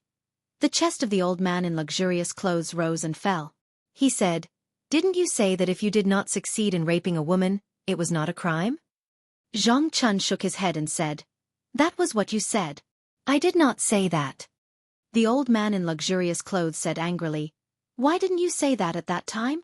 Zhang Chun shrugged and said, "I told you that he had violated the law, but you did not believe me. You even destroyed the instruments of torture in the yamen and insisted on taking him away. I was afraid that if I angered you, you would attack me." The old man in luxurious clothes opened his mouth but did not know what to say. He had been in the academy for decades and had never met such a person. This black-hearted official had clearly dug a hole for him to jump into. Chapter 242. Instructor Feng was rendered speechless by Zhang Chun's words. The vice-headmaster of the 100 Rivers Academy could no longer sit by and watch. He said, "I believe that the students of our academy would not do such a thing. Your Majesty, please investigate thoroughly and clear the name of our academy." After a short period of silence, the Empress's voice came from behind the curtain. "Since Vice-Headmaster Chen has said so, the case will be investigated by the Luoyang government." Vice-Headmaster Chen raised his head and said, "Your Majesty, the Luoyang government is suspected of framing the academy. The case should not be handled by the Luoyang government." The Empress thought for a while and said, "Then let the Ministry of Justice investigate." The Minister of Justice stepped out and bowed. "Yes, Your Majesty." This was all Li Mu and Zhang Chun could do. Although they had set a trap for Instructor Feng, they could find out whether he had really made a scene in the Luoyang government and snatched Instructor Feng away with a little investigation. It was already the best result that the Ministry of Justice could do a retrial. Li Mu had never thought of bringing down the academy, and it was impossible for him to do so. Overall, the academy's existence had more advantages than disadvantages. Firstly, he wanted to seek justice for Xiao Qi, and secondly, he wanted to vent the Empress's anger. Although the academy was a place to educate people and cultivate talents for the country, it should not be above the law. They should not be on the altar in the human world. Jiang Zhe's case was originally a small case that would not affect the academy. However, Instructor Feng had taken Jiang Zhe away from the Luoyang government in public, which had caused a public outcry. It added a stain to the holy and glorious image of the academy. The young female official stepped out and said, "The court is dismissed." There was an etiquette for the withdrawal of the court. The officials respectfully sent the Empress off. The ones closest to the door, the ones with the lowest rank, had to take 2 steps back and wait for the officials in front to leave first. Li Mu and Zhang Chun stood at the door. Countless eyes swept over them. After everyone had left, the two of them slowly walked out of the hall. Li Mu felt a little regretful. It was not easy to enter the palace, but he did not see the Empress's face. There would be no chance next time. In the imperial garden behind the Ziwei Palace, the young female official said, "This magistrate of Luoyang is quite brave. I can't stand the arrogance of those from the academy in the imperial court." Mr. May also said, "Luoyang's Zhang Chun is neither servile nor overbearing. He's a useful person. We should reward him more as an incentive." The young female official frowned and said, "But the speed of his promotion is already very fast. It has never happened in recent years. It is impossible to promote him again." The Empress thought for a moment, then said, "Give him a chest of pears." Mr. May nodded and said, "That's good. There's a box of pears left." The Empress was silent for a moment. Then she asked, "There is only 1 box of tribute pears left?" Mr. May said, "In Jiangyin County, There are only a few mother trees. They were carefully cultivated by the local government. Every year, there are no more than 10 boxes of tribute pears. After they are sent to the palace, they have to give some to the West Palace. There aren't many left, the Empress thought for a moment, then said, "Then give me half a box, no, give me 3. Luoyang government." Zhang Chun looked at the 3 boxes of tribute pears sent from the palace. He bowed excitedly and said, "Thank you, Your Majesty." Mr. Mei said, "I hope that Mr. Zhang will continue to do his job diligently and honestly. Don't let Your Majesty down." Zhang Chun said solemnly, "I will remember." After sending off Mr. Mei, Zhang Chun picked up a tribute pear and took a bite. He said proudly, "This pear is so sweet." After leaving the palace, Li Mu went straight to the Great Music Bar. The Ministry of Justice would definitely ask Xiao Qi and the others to investigate the case. He needed to tell them in advance so that they would not panic. When Little Seven heard this, she was clearly worried. She was only a lowly musician and had never experienced such a situation. Li Mu looked at her and comforted her. "Don't worry. I will go to the Ministry of Justice with you. You are the victim. They should be the ones worried." When Little Seven heard this, she finally relaxed. At the same time in the Ministry of Justice, Vice President Chen said to the Minister of the Ministry of Justice, "This matter concerns the reputation of the Academy. I will leave it to you." The Minister of the Ministry of Justice hesitated for a moment and looked up at him. He said, "The behavior of the Academy's students has nothing to do with the Academy. If it is handled impartially, the Academy will not be implicated. If the Ministry of Justice is biased, it will be disadvantageous to the Academy. Vice President Chen, you must think carefully." Vice President Chen frowned. He had just declared that Jiang Zhe was innocent in the court. If the Ministry of Justice overturned it, wouldn't he become a joke? At this moment, the Minister of the Ministry of Justice, Zhou Zhong, said, "The Ministry of Justice has the power to decide the case." The girl was not harmed. As long as Jiang Zhe insists that he was rude after drinking and repents, he will be exempted from punishment. Vice President Chen thought for a moment and said, "I still don't believe that the Academy students would do such a bad thing." The Minister of the Ministry of Justice understood what he meant. He meant that the Ministry of Justice would help the Academy regardless of whether Jiang Zhe was guilty or not. He already knew the inside story of this case. With the Ministry of Justice's ability, it would not be difficult to get Jiang Zhe off the hook within the scope of the law. He was from the Baichuan Academy, so he could not refuse. He nodded and said, "Since Vice President Chen has decided, then let's do it."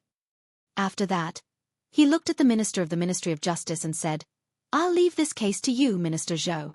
Zhou Zhou nodded and said, "Don't worry."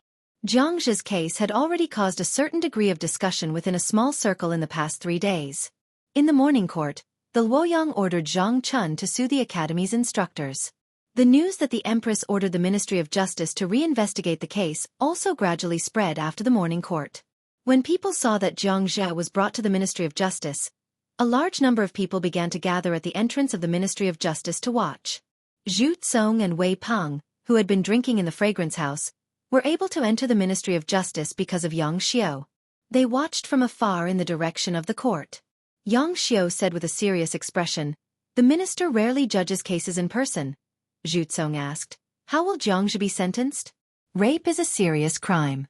"I'm afraid the rest of his life is over," Wei Peng said. "Not necessarily."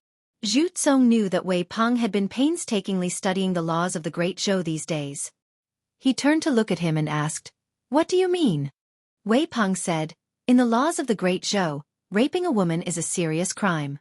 Usually, the offender will be sentenced to 3 to 10 years in prison.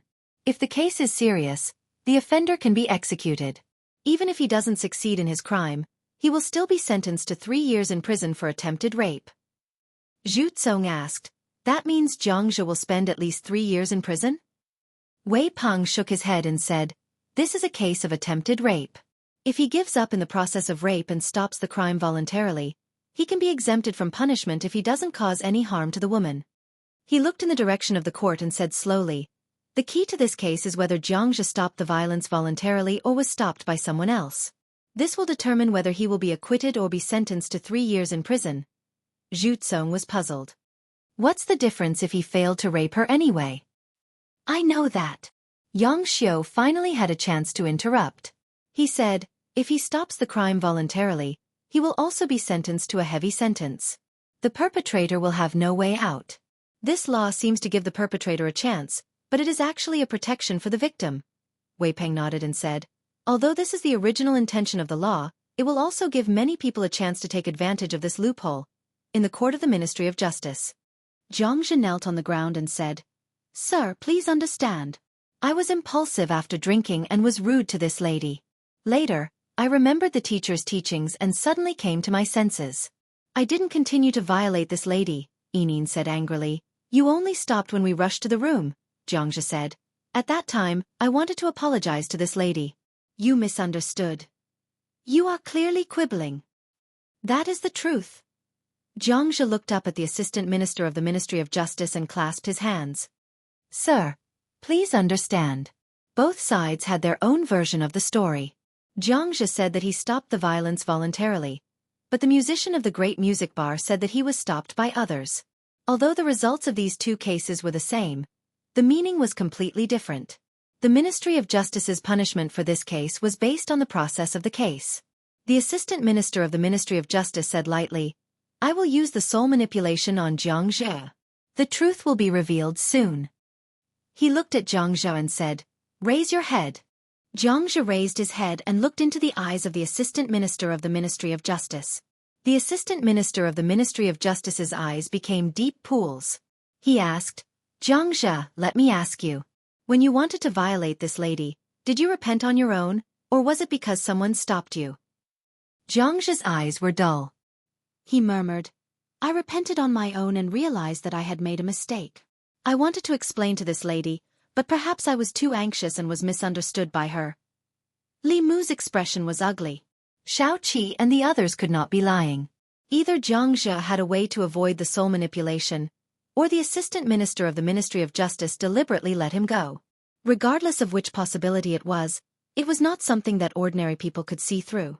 Zhang Zhe's actions before he was stopped were attributed to him being too anxious to explain. Even if a transcendent expert could reenact the scene, they could not convict him. It was obvious that he had made sufficient preparations before going to court.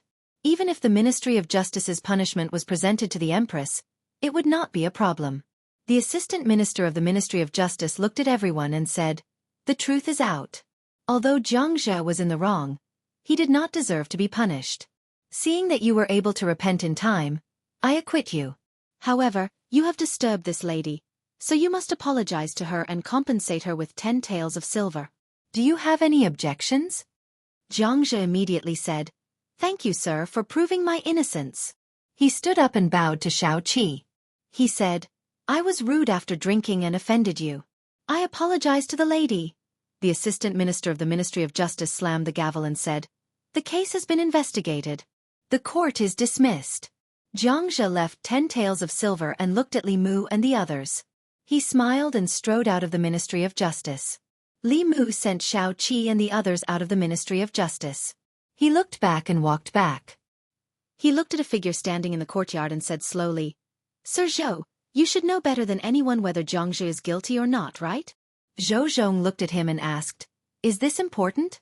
Li Mu said in a low voice, If right or wrong, justice and justice are not important, what else is important in this world?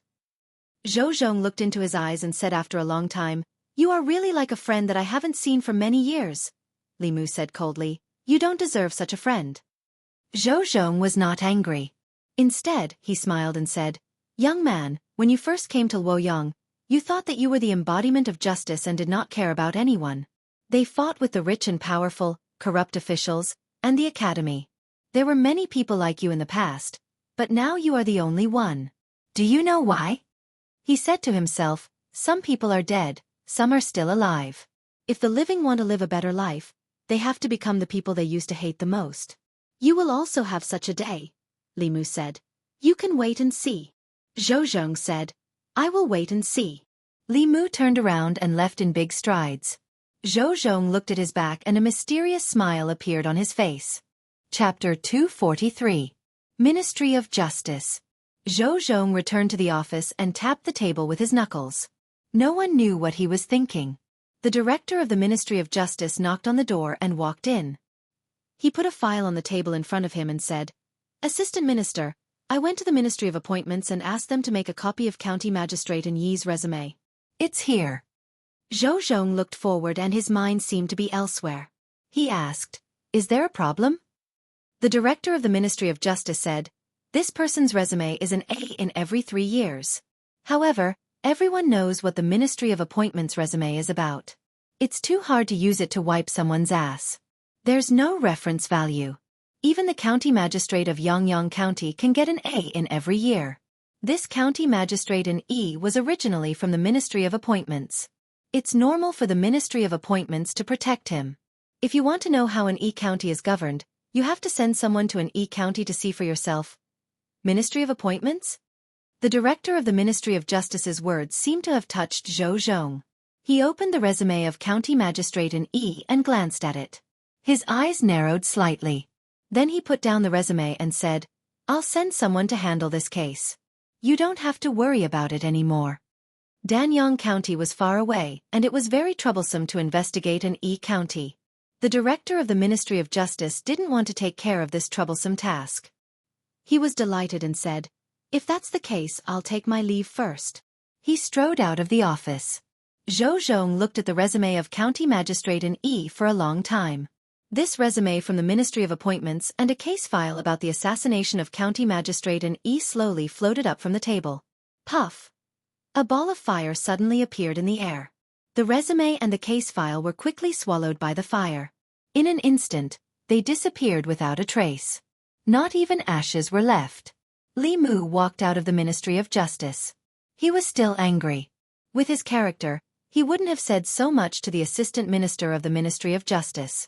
However, Zhou Zhong used to be a clear stream in Luoyang more than 10 years ago. The law reform he proposed was very advanced even now. Evil people would do evil. This was a fact that had never changed since ancient times. It was a pity and anger that a hero who slayed a dragon became an evil dragon. Li Mu was not Zhou Zhong, so he did not know why Jiangxia had changed like this. However, the way the Ministry of Justice dealt with Jiangxia was not entirely a bad thing. If the Ministry of Justice dealt with Jiangxia fairly, the 100 Rivers Academy would inevitably lose some face. After all, it was shameful for a student of the academy to have such a scandal. This loss of face was negligible. Perhaps it would not be mentioned again in a few days. However, after Jiangxia committed the crime, he was still able to get away with it under the protection of the academy. This matter would stir up even more public opinion among the people. It was inevitable that the people would look at the 100 Rivers Academy through colored glasses in the future. It had to be said that some people in the academy were used to being high and mighty. That was why they made such a stupid decision. Zhou Zhong wasn't helping the 100 Rivers Academy. He had solved a small problem for the 100 Rivers Academy, but he had also planted a big problem for them. Once the reputation of the academy collapsed, it would not be so easy to rebuild it. If Her Majesty could seize the opportunity, she might be able to change part of the situation in the imperial court. Li Mu felt that he was really worried about Her Majesty. As a lowly official with only a few taels of silver a month, he was worried about the Prime Minister. Outside the Ministry of Justice, the onlookers had not dispersed. A man came forward and asked, "Constable Li, why did Jiangxia swagger out of the Ministry of Justice? Is he really not guilty?" Li Mu did not speak. He only sighed and said, "The Ministry of Justice has already declared Jiangxia not guilty. Let's disperse." "How could this be? Constable Li, is there any inside story? Isn't it obvious? Don't make things difficult for Constable Li. He has his own difficulties. Who dares to provoke the academy? Constable Li might even lose his position. Constable Li has done so much for us. We have to think for him." The people were very dissatisfied with Jiangxia's ending. If there was no outside intervention, this dissatisfaction would reach its peak in a short period of time and then slowly fade away. Humans were forgetful. After a few days, if something new happened in Luoyang, these old things would be replaced and forgotten. Li Mu was still brooding over Zhou Zhong's matter. When he returned to the Yamen, he flipped open the law of Zhou and found the laws that Zhou Zhong had advocated. The more he read, the angrier he became. He had advocated the abolition of the silver law of substitution more than 10 years ago. Since the establishment of the Great Zhou, it had pursued the rule of etiquette. Under this rule, the aristocrats and officials enjoyed great privileges. Later, some emperors began to accept the idea of the rule of law, which led to the current situation of rule of etiquette and law. The silver law of substitution was actually to legalize the privileges of the privileged class. Zhou Zhong was resolutely opposed to this practice, thinking that it was an insult to the legal system. The law did not distinguish between relatives in estrangement, high and low. The monarch and his ministers, from top to bottom, high and low, all followed the law. Punishing the wrong did not evade the ministers, rewarding the good did not spare the common man. He wanted to implement a thorough rule of law. In addition, he also pointed out the shortcomings of the academy and suggested that the imperial court should select talents from outside the academy. This could effectively prevent the officials from forming cliques and the academy from interfering in politics. Later he failed. His failure was not surprising. It was because he challenged the officials, the nobles, and the academy. Because of this matter, he was demoted and almost exiled. Seeing this, Li Mu's anger and resentment subsided a little. He could not describe what he was feeling in his heart. Those who held the firewood for the people froze to death in the wind and snow.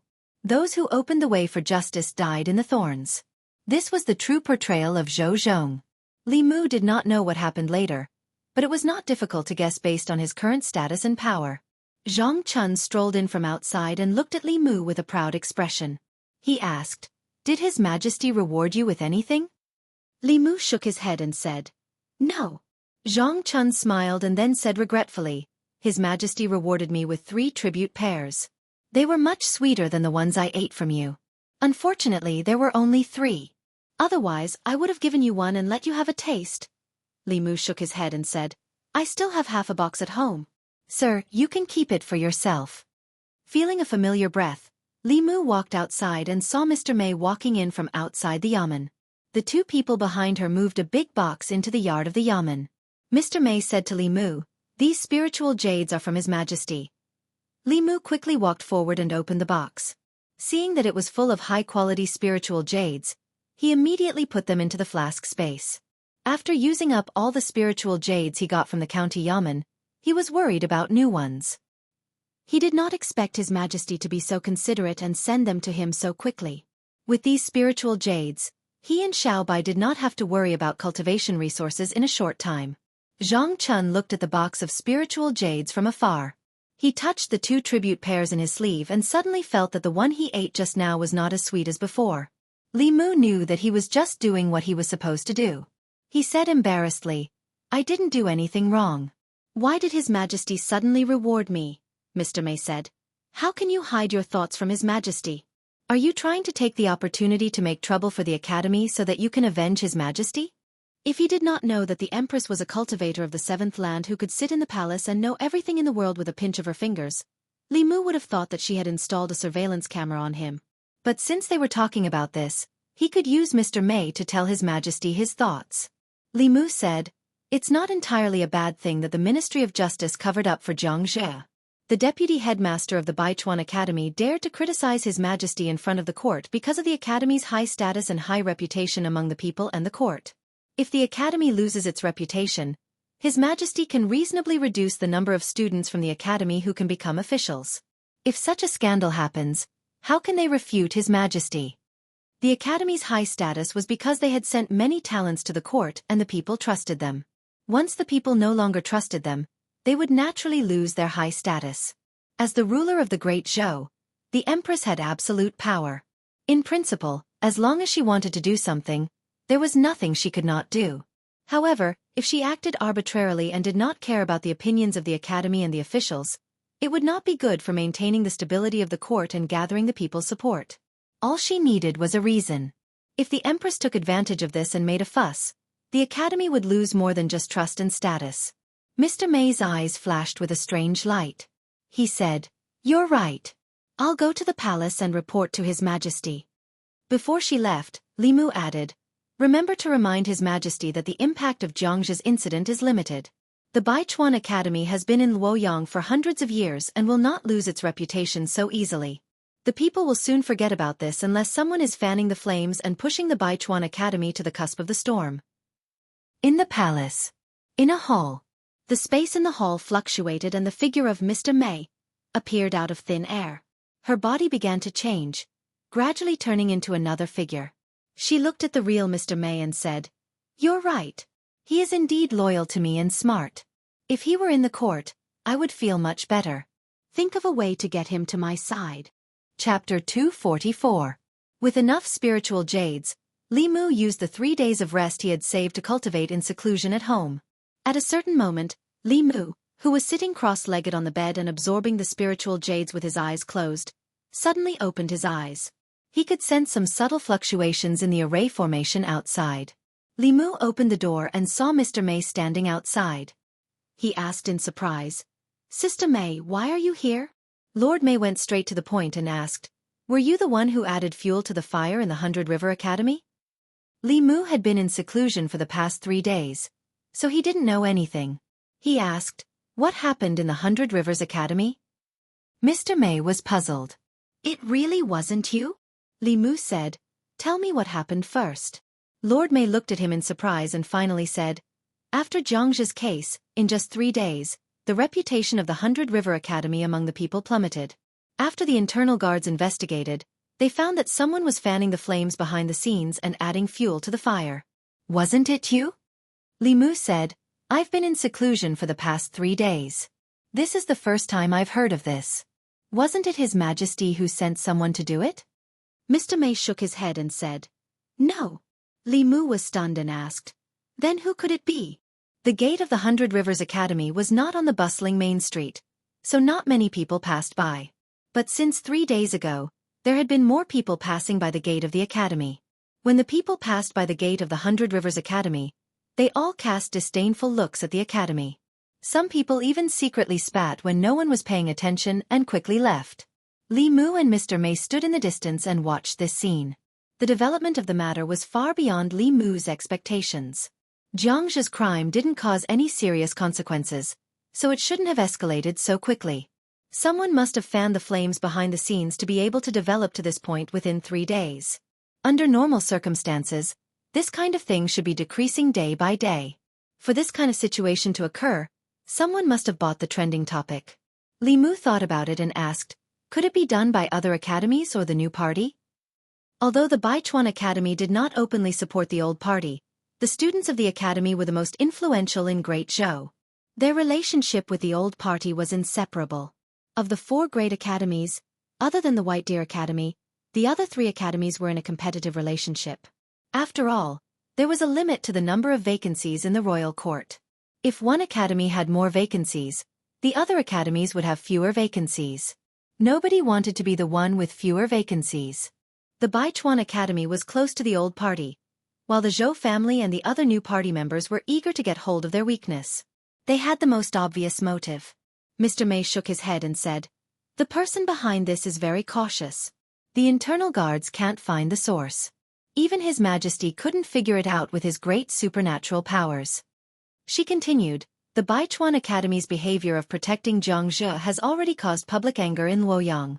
In the morning court today, several imperial censors joined with many courtiers to impeach the Ministry of Justice and the Academy. His Majesty has already ordered the imperial censorate to investigate this case." No matter who was behind this, Li Mu had to give him a thumbs up. It seemed that someone had the same idea as him. Instead of doing it secretly, it was better to let them fight each other. It would save Her Majesty a lot of trouble. Mr. Mei shook his head and said, "I almost forgot. I came to see you today for an important matter." She took out a silver waist token and handed it to him.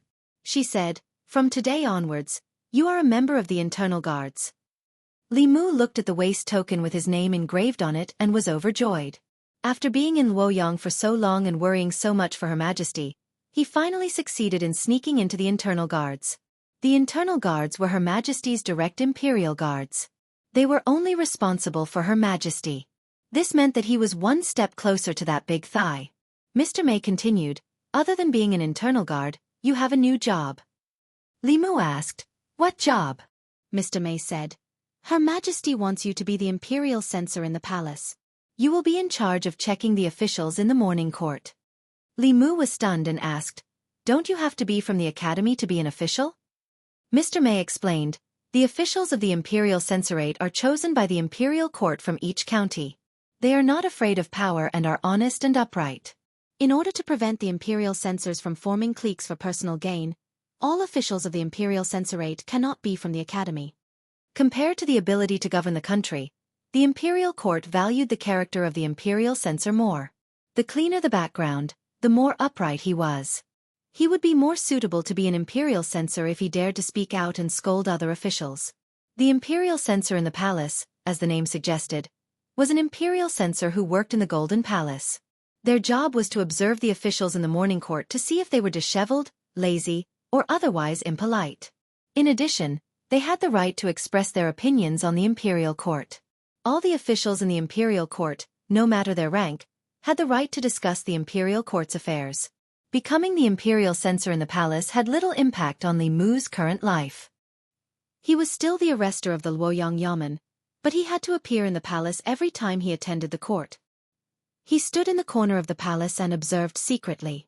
Li Mu was confused and asked, "Why did Her Majesty suddenly want me to be an imperial censor?" Mr. Mei said, "Because you are not afraid of the nobles or the academy. She dares to speak out. Her Majesty needs you to speak out in the imperial court." Li Mu nodded and said, "I understand." Baichuan Academy. An old man pointed at Vice President Chen and said angrily, "Are you stupid? You ruined the academy's century-old reputation in order to protect a guilty student. You have to apologize to the academy's past sages." Vice President Chen's face also darkened. He said, "This was originally a small matter. It shouldn't have escalated to this point. Someone must have added fuel to the fire." The old man said angrily, "If you had done things impartially, how could you have been caught?" Vice President Chen said, "I want to know who set us up. This started with the Luoyang prefect Zhang Chun. I have already investigated. Zhang Chun was once a student of the Myriad Scroll Academy. Could this be a trap set by the Myriad Scroll Academy?" The old man said, "This is not important. For now, the most important thing is how to restore the academy's reputation." Even the headmaster, who was in seclusion, was alerted. The headmaster has already ordered Jiang Zhe to be expelled from the academy, and Feng Bo to be stripped of his teaching qualifications. No one is allowed to plead for them in the imperial court. Vice President Chen looked regretful. He gritted his teeth and said, "I understand." Ziwei Palace. 3 days ago, the imperial censor was ordered by the empress to investigate Jiang Zhe's case. After 3 days of questioning and investigation, the imperial censor finally found the origin of the case. When Jiang Zhe was listening to music at the Great Music Bar, he was lustful towards a beautiful musician in a private room and wanted to violate her. The musician of the Great Music Bar could not bear the humiliation and cried for help. In the end, other musicians were alerted. They broke into the room and stopped Jiang Zhe. It was not as Jiang Zhe said, that he regretted it during the process of violating the musician. The Ministry of Justice misjudged the case because when Jiang Zhe was being tried in the Ministry of Justice, he had a magic weapon given to him by his teacher, Feng Bo. This magic weapon could keep one awake when one's soul was being controlled, thus misleading the officials of the Ministry of Justice. After Jiang Zhe committed the crime, he refused to confess and misled the Ministry of Justice, causing the case to be misjudged. This caused an extremely bad influence in Luoyang. According to the law, Jiang Zhe was sentenced to 10 years in prison. His cultivation was abolished and he would never be employed again. Behind the curtain, the Empress asked Vice President Chen coldly, "Does the Baichuan Academy have any objections?" Vice President Chen lowered his head and said, "Feng Bo and Jiang Zhe have deceived the imperial court and the academy. The Baichuan Academy has already expelled Jiang Zhe from the academy and stripped Feng Bo of his teaching qualifications. The imperial censor has passed the judgment according to the law. The academy has no objections." The Empress said in a dignified voice, "Jiang Zhe's case has caused a bad influence. The academy cannot escape the blame. This year, the quota for students of the Baichuan Academy to become officials will be reduced by half." Vice President Chen's lips moved, but he did not speak in the end. Such a scandal had happened in the academy. At this moment, he had no face to refute. Chapter 245. It was rare for the academy to lower its head in court, but the Empress didn't stop there. The Empress's voice continued to come from behind the curtain. For more than 100 years, all the officials in Great Zhou, from the imperial court to the counties, have been taken over by the academy. From the Baichuan Academy, it can be seen that the students of the academy need to be improved. There are also stubborn problems within the academy. I think it's debatable whether all the officials in the imperial court will be produced by the academy in the future. As soon as the empress said this, all the officials were shocked. Her Majesty had long wanted to change the status quo of all the officials in Great Zhou coming from the academy. She obviously wanted to use the Baichuan Academy's incident as a pretext to make a fuss. Immediately, a few people stood up and objected. Your Majesty, you can't do that. The academy was created by Emperor Wen. The 4 academies have maintained Great Zhou's stability for 100 years. Once it's changed, it will inevitably cause turmoil in the imperial court. Outside Great Zhou, the demon nation is watching covetously, and the ghost realm is not peaceful. The other nations seem to be obedient, but they all have their own agendas. Within Great Zhou, there is also a demon sect that often causes trouble. If the imperial court is in turmoil, it will inevitably give them an opportunity. If your Majesty insists on doing things your own way, you may cause Great Zhou to fall into a quagmire, and your Majesty will also become a sinner. The people who spoke were all from the Baichuan Academy, Qingyun Academy, and Myriad Scroll Academy, including Vice President Chen of the Baichuan Academy. The other 2 academies were happy to see the Baichuan Academy's reputation being damaged, but in the face of this matter, the 3 academies maintained a tacit understanding. The Empress didn't respond to the people from the academy. Instead, she asked, "What do you think?" The imperial court was silent. Although there were some disadvantages to the academy's existence, on the whole, the advantages definitely outweighed the disadvantages. Since the time of Emperor Wen, the academy had been in existence for 100 years. It had continuously sent talents and played a very important role in maintaining the stability of Great Zhou. Her Majesty wanted to remove the academy's privileges because she wanted to break the situation in the imperial court and concentrate power in her hands. This would completely overturn the situation established by Emperor Wen. No one could predict the future of Great Zhou. For most of the officials in the imperial court, the position of the empress did not last long.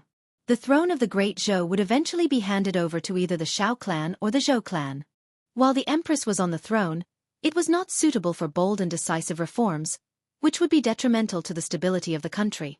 After the empress spoke, none of the officials responded, and the atmosphere in the hall gradually became awkward. This was not the first time such a thing had happened. After all, almost all the officials in the imperial court were from the academy.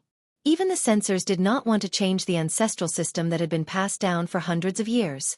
At this moment, a voice suddenly sounded from the corner of the hall. "Your Majesty is wise." Amidst the silence, a voice suddenly rang out, causing the hearts of the officials to tremble. Who was this audacious person who dared to speak at this time?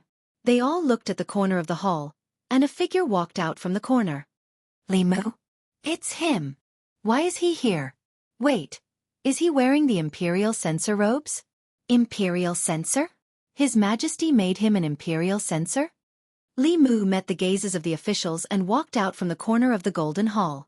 After someone responded, the Empress asked again, "What do you think, Minister Li?" The way the Empress addressed Li Mu made all the officials in the imperial court dumbfounded. Her Majesty had always addressed the officials in the imperial court as Minister Zhang, Minister Li, and other ministers. When had she ever used Minister Li? This special form of address clearly indicated that this newly promoted imperial censor was a trusted aide of Her Majesty the Empress. Li Mu walked to the center of the hall, cleared his throat and said, "Your Majesty is wise. I also think that the academy system established during the reign of Emperor Wen was a great policy 100 years ago. To a large extent, it changed the chaos of the Great Zhou officials who were not talented and virtuous. In the past 100 years, the Great Zhou has been developing continuously. This system can no longer meet the needs of the imperial court. The atmosphere in the hall was completely different from the past. In the past, if no one responded to the decrees proposed by the Empress, it would be ignored, and no officials would discuss it. As long as one official stood out and agreed with the Empress, it was necessary to discuss this topic. The situation in the imperial court was complicated, and no one could predict the future. The officials who could be in the imperial court were all experienced and cunning. No one would risk the Academy's condemnation in order to protect His Majesty and give His Majesty a way out. They had never seen such a bold person. Now they saw it. The people of the Academy naturally would not allow Li Mu to slander the Academy. Vice President Chen said, "You are just an imperial censor. How dare you speak so arrogantly? The Academy has provided so many talents to the imperial court every year. Why can't it meet the imperial court's needs? Talents? Li Mu glanced at him and asked, a talent like Zhang Zhe, relying on the academy's background, raped a woman in broad daylight. Is this the talent the academy mentioned? This matter had become a pain for the academy. Vice President Chen said with a gloomy face, this kind of bastard is just a special case. He can't represent the academy. The academy has expelled him and will never hire him again. Li Mu shook his head and said, Instructor Fong, as an instructor of the academy, did not set an example and strictly restrain his students. Instead, he allowed Zhang Zhe to rape a woman and tried to deceive the imperial court afterward to cover up his crime. If the upper beam is not straight, the lower beam will be crooked. What kind of students can such an instructor teach? If such a student enters the imperial court and becomes an official, how many people will be bullied by him? He said coldly, the instructor is like this, the students are like this. His Majesty just pointed out the shortcomings of the academy. What right do you have to scold His Majesty as a sinner? Vice President Chen was speechless for a moment, and then immediately said, Instructor Fong can't represent all the instructors of the academy. You are generalizing. What about the county magistrate of Yang County? Li Mu continued to ask. As a county magistrate, he colluded with the local tyrants and exploited the people. He created an unjust case that shook the great Zhou. Even the heavens couldn't stand it. Which academy did he come from? The vice president of the Myriad Scroll Academy lowered his head slightly. Vice President Chen said, You are still generalizing. There are 36 counties in the Great Zhou and hundreds of county magistrates. What can a county magistrate of Yang County prove? Li Mu smiled at him and said, Okay, let's not talk about the place. Let's talk about Shendu. As far as I know, the county chief of the North County has long disliked the county magistrate of Yang County's actions. He has submitted many memorials, but the evaluation of the county magistrate of Yang County by the Ministry of Personnel every year is A+. Because of this, the county magistrate of Yang County is even more unscrupulous and can do whatever he wants. This kind of corrupt official can be A+, the highest grade. Are the officials sent by the academy to the Ministry of Personnel all blind and deaf? The Minister of Personnel's face was livid. The faces of the officials of the Ministry of Personnel also alternated between green and white. In front of His Majesty and hundreds of officials, they could only endure being scolded in their noses. This was because what he said was the truth. The county magistrate of Yang County was the brother-in-law of the Assistant Minister of Personnel. The Assistant Minister had personally instructed, so who would dare to make things difficult for him in the evaluation? The officials were silent. Who didn't know about the problems of the Ministry of Personnel? Who didn't know? But the problem was, which Ministry of Personnel wasn't like this in the past dynasties? Most of the officials in the imperial court had their own factions. Wasn't it common for members of the same faction to help and cover for each other? The Ministry of Personnel controlled the evaluation and promotion of officials in the Great Zhou. It was normal for them to give the brother-in-law of the Assistant Minister of Personnel an A+. But in the imperial court, this was the first person who dared to scold the officials of the Ministry of Personnel as blind and deaf. Before this, they all thought that Li Mu was influenced by Zhang Chun of Shendu like boss, like subordinate. Only now did they realize that they seemed to have gotten it the other way around. The Minister of Personnel's face was red. He coughed lightly and explained, This is the dereliction of duty of the Ministry of Personnel. This has already sounded the alarm bell for the Ministry of Personnel. We will reflect on ourselves in the future to reduce such incidents. Don't give me that. Li Mu waved his hand and said, Who doesn't know that the county magistrate of Yang County is the brother-in-law of the Assistant Minister of Personnel? This isn't the first time the Ministry of Personnel has done something like this. Why are you still pretending in front of me? The Minister of Personnel covered his mouth and coughed uncontrollably. He retreated to his seat. The Assistant Minister of Personnel clenched his fists tightly. The veins on his forehead bulged, but he could only lower his head. Many of the officials in the imperial court were dumbfounded. They couldn't help but label Li Mu as a lunatic. Even the strongest imperial censor they had seen was not half as strong as him. He had torn down the veil of the Ministry of Personnel and exposed the officials of the Ministry of Personnel completely naked in front of the other officials. But Li Mu didn't stop there. He pointed around and said, And the Ministry of Rights, Ministry of Justice, Ministry of Revenue, and Taichung Temple. How many officials in the 6 ministries and 9 temples have failed to discipline their sons? You let them do whatever they want in Luoyang and bully the people. Instead of being ashamed, you are proud of it. Don't you know how many times you have protected them? The Minister of Justice secretly rejoiced. Fortunately, he didn't fight to the death with Li Mu. Instead, he chose to build a good relationship with him. Otherwise, he might have been called out by Li Mu in the Golden Palace like the Assistant Minister of Personnel. Li Mu looked at the people from the academy and said, "These are the talents that the academy sent to the imperial court. Are you going to say that these are special cases? Then you have too many special cases." Vice President Chen and the others were finally speechless. This had just happened in Luoyang.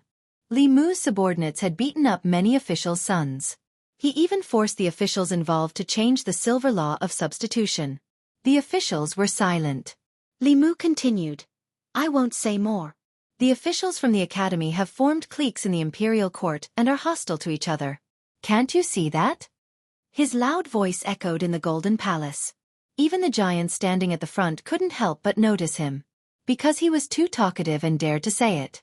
He had broken the rules that the officials had tacitly agreed to. He had exposed the things that the officials wouldn't normally talk about. He had torn down the veil of the entire imperial court. Throughout history, those who dared to break the rules like this had all died without a complete corpse. Li Mu scanned the faces of the people from the academy one by one and said, "Look at what you have done. His Majesty is wise and has the world in mind, but you only think about your own interests. What right do you have? What right do you have to reprimand His Majesty? Don't you feel ashamed when you reprimand His Majesty?" Chapter 246. There were more than 100 officials standing in the Golden Hall, but it became Li Mu's personal performance. Because it was too quiet, his voice kept echoing in the hall. No one could answer his question. These rules, which had been tacitly agreed upon by the officials, were laid bare in front of them. It was enough to make everyone in the imperial court blush with shame. The officials were silent, and so was the academy. Li Mu continued, talking about the demon kingdom, the ghost realm, the 4 barbarians of the devil sect. These are all excuses.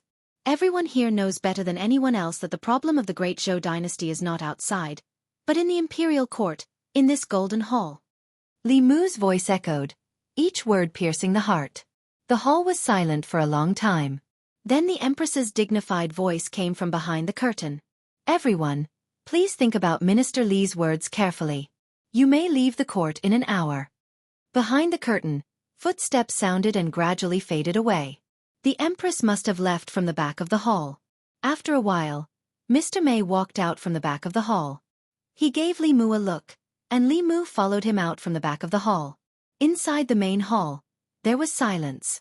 The Assistant Minister of Personnel's face was as black as the bottom of a pot. The officials from the 6 ministries and 9 temples who had suffered at his hands did not look too good either. The vice-deans and instructors of the major academies left without a word. The officials looked at each other. The hall was silent for a long time. Then someone sighed and said, "Where did this hothead come from?" After someone spoke, the oppressive atmosphere in the hall exploded. "He really dares to speak. Ha! The 6 ministries and 9 temples, and the 4 great academies, have all been scolded by him. Even His Majesty has not scolded us like this. With this kind of person as the imperial censor, I'm afraid we won't have a good life in the future. He keeps saying that His Majesty is wise and magnanimous. He just wants to gain favor by protecting His Majesty. Can he be any more obvious? How shameless. I used to think that Zhang Chun was already shameless enough. I didn't expect Zhang Chun to be so much worse than him." The official who spoke did not hide his disgust and annoyance towards Li Mu, but there were also some who were silent and had a thoughtful look on their faces, as if they were really thinking about what he had just said. There was something wrong with the imperial court. They usually turned a blind eye to these problems, but now that it was pointed out, they could no longer ignore it. Li Mu pointed out the problems of the academy, the 6 ministries, the collusion of the officials in the imperial court, and the decreasing psyche power of the people after Emperor Wen. The assistant minister of the Ministry of Justice, Zhou Zhong, stood in the crowd with a faint smile on his face. Li Mu was not aware of the situation in the hall. He had already left Ziwei Hall. Lady Mei and the Empress personal maid led him to another hall. There was a table in the hall that was already filled with delicacies. Li Mu was startled and asked, "What is this?" Mr. Mei said, His Majesty specially asked you to have lunch before you leave. After the morning court session, being able to enjoy lunch in the palace was a privilege that couldn't be any better. Li Mu did not refuse. He was already thirsty from all the saliva flying in the hall. He picked up the flagon on the table, poured himself a full cup, and drank it up. It did not seem to be wine in the flagon, but some kind of fruit drink. It even contained rich spiritual qi.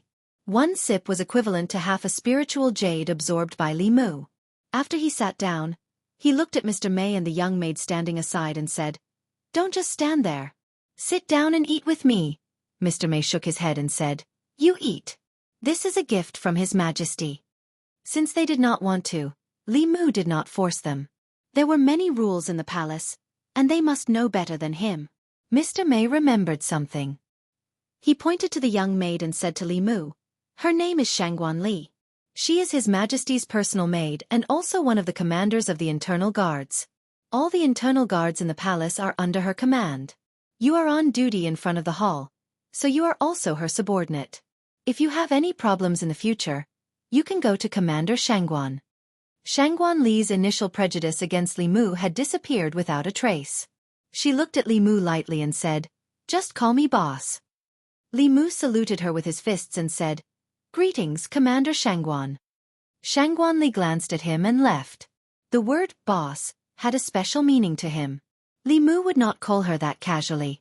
This Commander Shangguan was at most a few years older than him, but she also had the cultivation of the fifth realm.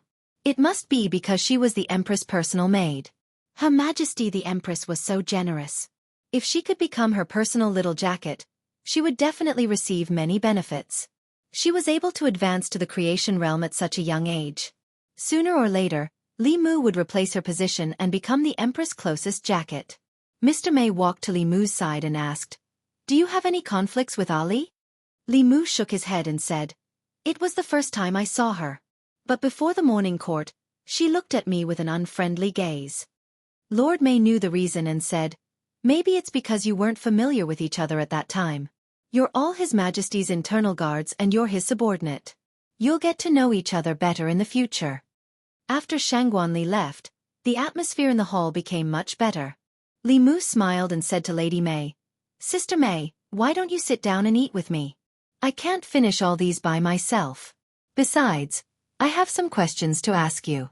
"It's not convenient for us to talk if you're standing and I'm sitting." Mr. May had to sit down and asked, "What questions do you have?" "Ask away." Li Mu remembered the scene in the court where the Empress was alone and helpless. He asked, "Doesn't Her Majesty have her own confidants in the court?" Mr. May said, "Since the time of Emperor Wen, all the officials in the Great Zhou, except for the Imperial Censor, came from the 4 academies. Even the Emperor could not violate the rules set by Emperor Wen. The officials from the 4 academies were united in the court. As long as this rule was not abolished, it would be difficult for Her Majesty to have any confidants. Most importantly, Her Majesty did not want the throne, and she did not want to cultivate any confidants. If it were not for the conflict between the old and new parties, which has affected the psyche power of the people of the Great Zhou and hindered the condensation of the Emperor's qi, Her Majesty would not have cared about them at all." Li Mu remembered that Mr. May once said that the Empress did not become the Empress by her own will. She was just a transition for the Zhou family to take over the court. If she really wanted to take power, her strength was enough to suppress the entire court, even with the restrictions of the academies. In this world, all the intrigues and schemes were not worth mentioning in the face of strength. This was also the only reason why the Empress did not encounter any resistance when she inherited the throne. Even though her surname was Zhou, even the Xiao royal family acquiesced to it. Li Mu asked curiously, "Does Her Majesty want to pass the throne to the Xiao family or the Zhou family in the future?" Mr. May shook his head and said, "I'm afraid only Her Majesty knows about this. Let's not ask more." She looked at Li Mu and said, "You are much braver than I thought. Most people can't even stand steadily in front of hundreds of officials for the first time, let alone point at their noses and scold them like you. Just now, you finally helped Her Majesty vent her anger." Li Mu did not care at all. He said, "I have Her Majesty behind me. What am I afraid of?" Mr. May patted him on the shoulder and said, "Don't worry. As long as you are loyal to Her Majesty will not mistreat you." Li Mu's protection of the Empress was based on the fact that she would not mistreat him. As long as the Empress did not mistreat him, he could naturally guarantee his loyalty to her. Flattering her in court and protecting her image were all small things. In the future, Li Mu would use practical actions to tell her that as long as he had enough spiritual jade, there were still many things he could do. Li Mu did not finish the delicacies given by the Empress. Before he left, he also brought some fruits and pastries for Xiao Bai. Mr. Mei said, "Let me see you out. This place is very close to the West Palace. You can't wander around. If you offend the concubines of the previous emperor, Her Majesty will be in a difficult position." Li Mu was escorted out of the harem by Mr. Mei. When he passed by Ziwei Palace, he happened to see hundreds of officials coming out of the palace. Li Mu was walking behind. When he saw Zhang Chun, he hurriedly said, "Sir Zhang, wait for me." Hearing the familiar voice behind him, Zhang Chun's footsteps quickened. Li Mu quickly caught up with Zhang Chun and said, "Sir Zhang, why are you walking so fast?" Zhang Chun hurriedly said, No, Sir Li, don't call me sir in the future. I can't accept it, really." The imperial censor in the palace was only a 7th-rank official. Zhang Chun was now a 5th-rank official. Moreover, Li Mu's identity was only useful during the morning court. Normally, he was still a constable in the divine capital. However, since Zhang Chun said so, he did not force him. He said, "Old Zhang, what are you afraid of?" Zhang Chun looked at him and said in shock, "Are you really stupid or are you pretending to be stupid? After what you did in the court, there will be no place for you in the divine capital. You may not be afraid of them, but I'm afraid of being implicated by you." Li Mu said, "I don't need them to tolerate me. I only need Her Majesty to tolerate me." He glanced at Zhang Chun and asked, "Besides, do you think it's useful for you to hide from me now?" Zhang Chun thought carefully and realized that he and Li Mu were grasshoppers in the same boat. He sighed and asked, "You disappeared for so long just now. Did Her Majesty summon you alone?" "No, she didn't." Li Mu shook his head and said, "Her Majesty told me to have lunch in the harem before leaving. I came out after lunch." "Lunch?" Zhang Chun licked his lips and asked, "How's the lunch in the palace? Is it rich? How many dishes are there?" Li Mu said, "It's quite rich. There are more than 30 dishes. The spirit wine is also delicious. One sip and the wine is wrapped in spirit qi." Zhang Chun's throat moved. He turned his head and said, "I heard that the imperial kitchen's cooking is not that good. I still prefer the home-cooked food my wife makes." Li Mu felt the same. He said, "I also like the food my wife makes." Zhang Chun was stunned. "You have a wife?" Li Mu nodded and said, "You met her in Yangqiu County. She's Lady Lu from the Yunyan Pavilion. However, she's still in the North County and won't come to the divine capital until a few days later." Zhang Chun had a deep impression of the beautiful manager of the Yunyan Pavilion. He sighed and said, "Why do all the good things happen to you?" Li Mu was taught and influenced by Li Si. He said, "As long as a girl puts down her face, it's easy to get her." Zhang Chun thought of his performance in the palace and nodded. "You're quite shameless when you're protecting Her Majesty." Then he suddenly thought of something and looked at Li Mu in disbelief. Chapter 247. Zhang Chun suddenly felt that he had unwittingly discovered a huge secret. The Empress had ascended the throne for 3 years, but she had never revealed who she would pass the throne to. The Xiao clan and the Zhou clan. One was the original royal family of the Great Zhou, while the other was the Empress's maternal family. According to everyone's guess, after the Empress abdicated, either the Xiao clan would regain power or the Zhou clan would replace her. The officials in the court would be led by the Xiao clan and the Zhou clan, and they would fight for the throne. The only thing they didn't expect was for the Empress to have other plans. Why would Her Majesty pass the throne to the Xiao clan? To the Empress, the Xiao clan was an outsider and had no blood relations with her. A married daughter was like spilled water. She was no longer a member of the Zhou clan. What good would it do her to pass the throne to the Zhou clan? The Zhou clan's blood relations with her would become weaker and weaker. Who knew what they would think of her in the future? Instead of passing the throne to an outsider, why not give birth to one herself? Wouldn't it be better for her own children to inherit the throne than outsiders like the Zhou clan and the Xiao clan? With this bold assumption in mind, Zhang Chun began to speculate.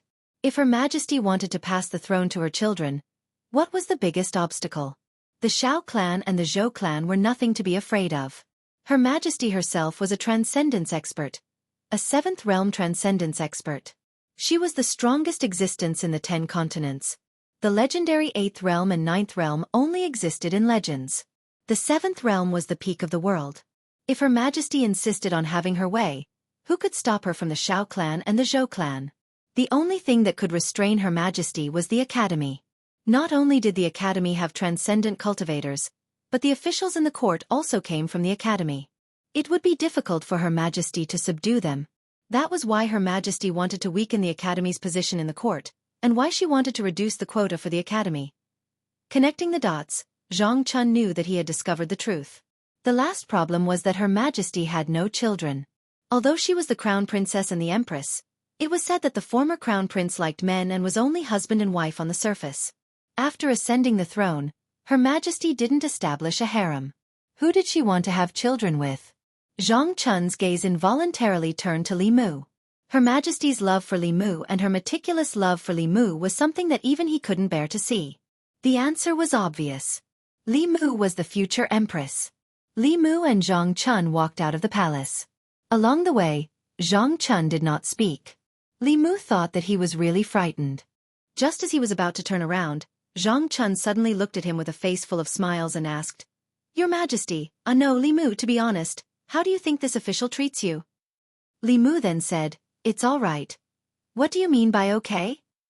Zhang Chun looked displeased and said, "Back in Yangqiu County, I took good care of you. Now that you've come to the divine capital, you've caused so much trouble for me. Have I ever complained?" "Li Mu, you complain every time." "It's not important." Zhang Chun waved his hand and said, "You made a big mistake and offended someone you shouldn't have offended. When have I not cleaned up your mess behind your back? Touch your conscience and tell me, have I not treated you well?" Li Mu touched his conscience and thought carefully.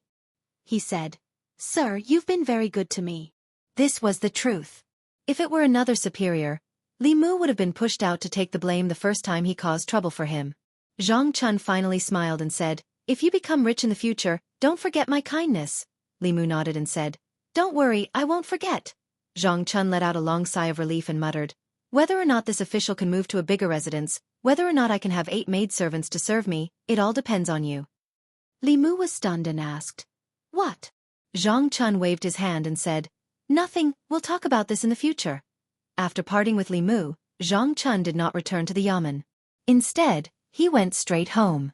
Mrs. Zhang was trimming the flowers in the yard. When she saw him coming in, she asked in confusion, "You're not going to the yamen today?" Zhang Chun said, "The morning court was delayed for an hour today. It's almost time for lunch. I'll go back to the yamen after lunch." Mrs. Zhang put down the scissors and said, "You must be tired after standing all morning. Go back to your room and rest for a while. I'll cook." Zhang Chun rolled up his sleeves and said, "I'll help you." Mrs. Zhang shook her head and said, "You'd better rest. The kitchen is so small that it can't accommodate 2 people." Zhang Chun held her hand and said, "Madam, you've suffered. I promise that I'll give you a bigger house in the future. At least 5 rooms. The kitchen must also be big. It won't be crowded for 10 people to stand." Mrs. Zhang patted his hand and said, "Such a big house is enough to live in. Many officials in the court don't even have their own houses." Zhang Chun smiled and said, "In short, madam, just wait and see. One day, I'll let you live in a bigger house. In the future, there will be maidservants to do the cooking and cleaning. You can be served comfortably by them." "Good, good, good. I'll wait for that day." Mrs. Zhang shook her head helplessly and said, "Let's not talk about this first. What do you plan to do about Yi?" Zhang Chun asked, "What's the matter with Yi?"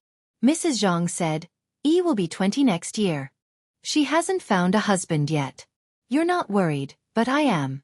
When I was her age, I was already pregnant with her." Zhang Chun shook his head and said, "What's the hurry? In the past, I didn't like any of the people who came to propose marriage. Now that we're in Luoyang, they don't like us," Mrs. Zhang said. "I think that Li Mu under you is not bad. He's handsome and..." "Shoo!" Before she could finish her words, Zhang Chun covered her mouth. Zhang Chun widened his eyes and looked at her in horror. He said, "Put away your bold idea. Don't mention this in the future. Don't even think about it." Today's morning court session was more than an hour later than usual. When it was dismissed, It was already close to noon. Many officials were like Zhang Chun. After leaving the palace, they did not return to the yamen. Instead, they chose to go home. Most of the officials in the court did not have their own houses in Luoyang. They lived in the government offices and made do with their 2 meals a day. There were also some officials who lived in the North Court, which was not far from the palace.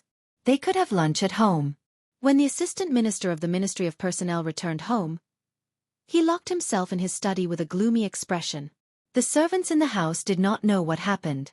They only heard the sound of porcelain shattering in the study. They guessed that their master must have been angered during the morning court session.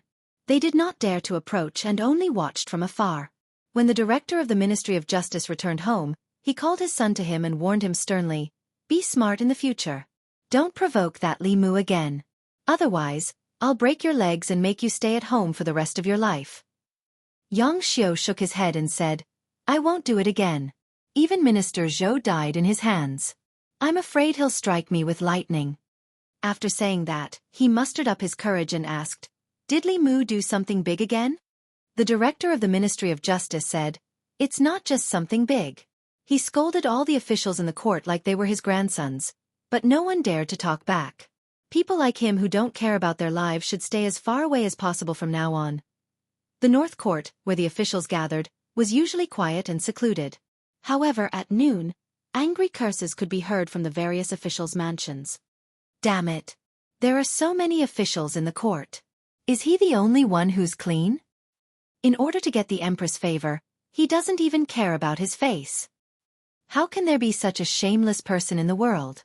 In the North Court, the servants in the various officials' mansions vaguely learned something from their master's angry words.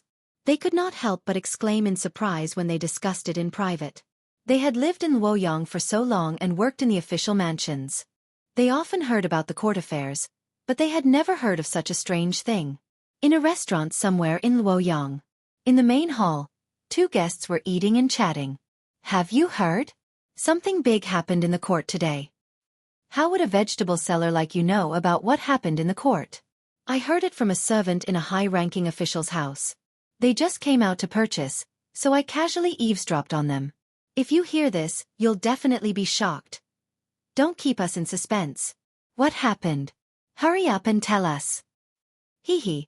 I heard that someone scolded all the officials and even the academy during the morning court. He scolded the academy's students and instructors for being immoral. He pointed at the assistant minister of personnel's nose and scolded him for harboring his relatives. He scolded the officials from the 6 ministries and 9 temples for not teaching their children well. He also scolded the officials from the academy for forming cliques for personal gain.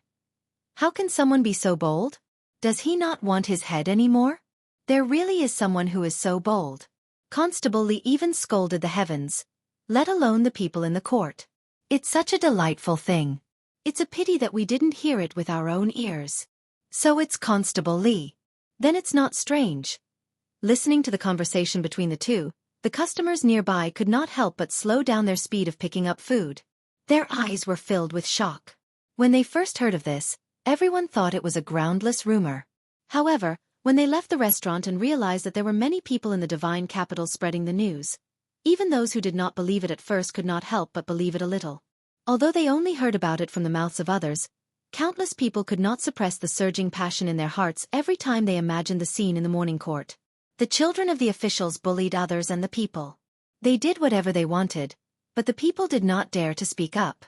The students of the academy committed serious crimes, but the academy shielded them and released them without charges.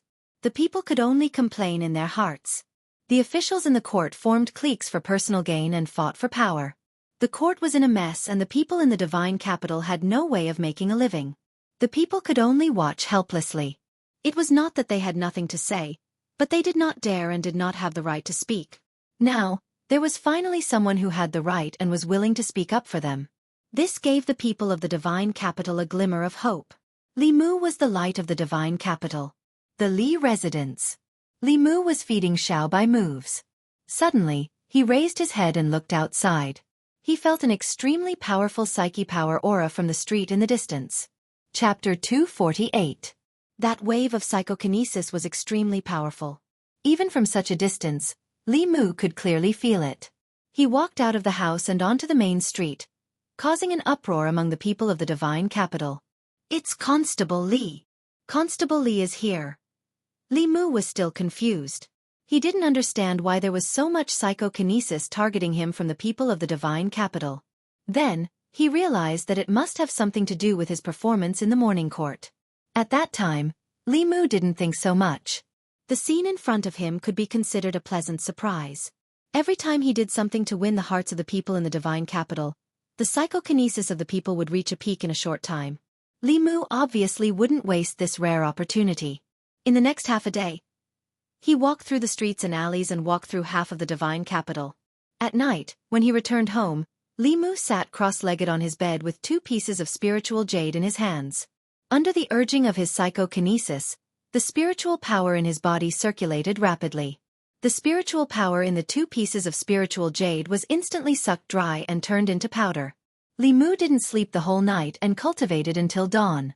There was already a lot of spiritual jade powder piled up in front of his bed. After a night of cultivation, Li Mu used up half of the spiritual jade that the Empress rewarded him last time. If he could obtain so much psychokinesis every day and have the support of a steady stream of spiritual jade, it wasn't impossible for him to reach the upper realm before the age of 30. Unfortunately, spiritual jade was hard to find and psychokinesis was even harder to obtain. Only the royal family could take the psychokinesis of the people of the Great Zhou and condense it into Emperor Qi to directly create a 7th realm powerhouse. Even so, this process would take at least 10 years or even decades. In terms of cultivation alone, Li Mu was very close to the peak of the Jushen realm. However, it wouldn't be easy to break through to the next realm. Some people reached the Jushen realm before the age of 30, but they couldn't achieve remarkable power in their lifetime. In addition to the accumulation of spiritual power, the breakthrough of a major realm also required opportunities. Without a doubt, Li Mu's opportunity was Lu Hanyan. Unfortunately, she was far away in the north region. The 2 of them were thousands of miles apart. However, even if there was a chance to break through now, Li Mu did not dare to touch it lightly. His mana was growing too fast, and his foundation was not stable. It was easy for his inner demons to invade him, and when he was advancing, it was the easiest time for the inner demons to invade him. Before he completely settled the woman in his dreams, Li Mu did not dare to try. Speaking of the woman in his dreams, she had not appeared for a long time. Although Mr. May had told him not to worry and to let nature take its course, Li Mu could not be at ease when it happened to him and was out of his control. It was a pity that he didn't have a chance to meet Her Majesty other than the morning court assembly. Otherwise, he could ask Her Majesty how to suppress and eliminate his inner demons. As a level 7 cultivator, this should be a simple matter for her. Although Li Mu had become an internal guard, he was still quite a distance away from becoming the Empress's personal guard. If he wanted to get more benefits from her, he first had to know what Her Majesty wanted. According to Mr. May, what Her Majesty wanted was the faith of the people in the Great Zhou.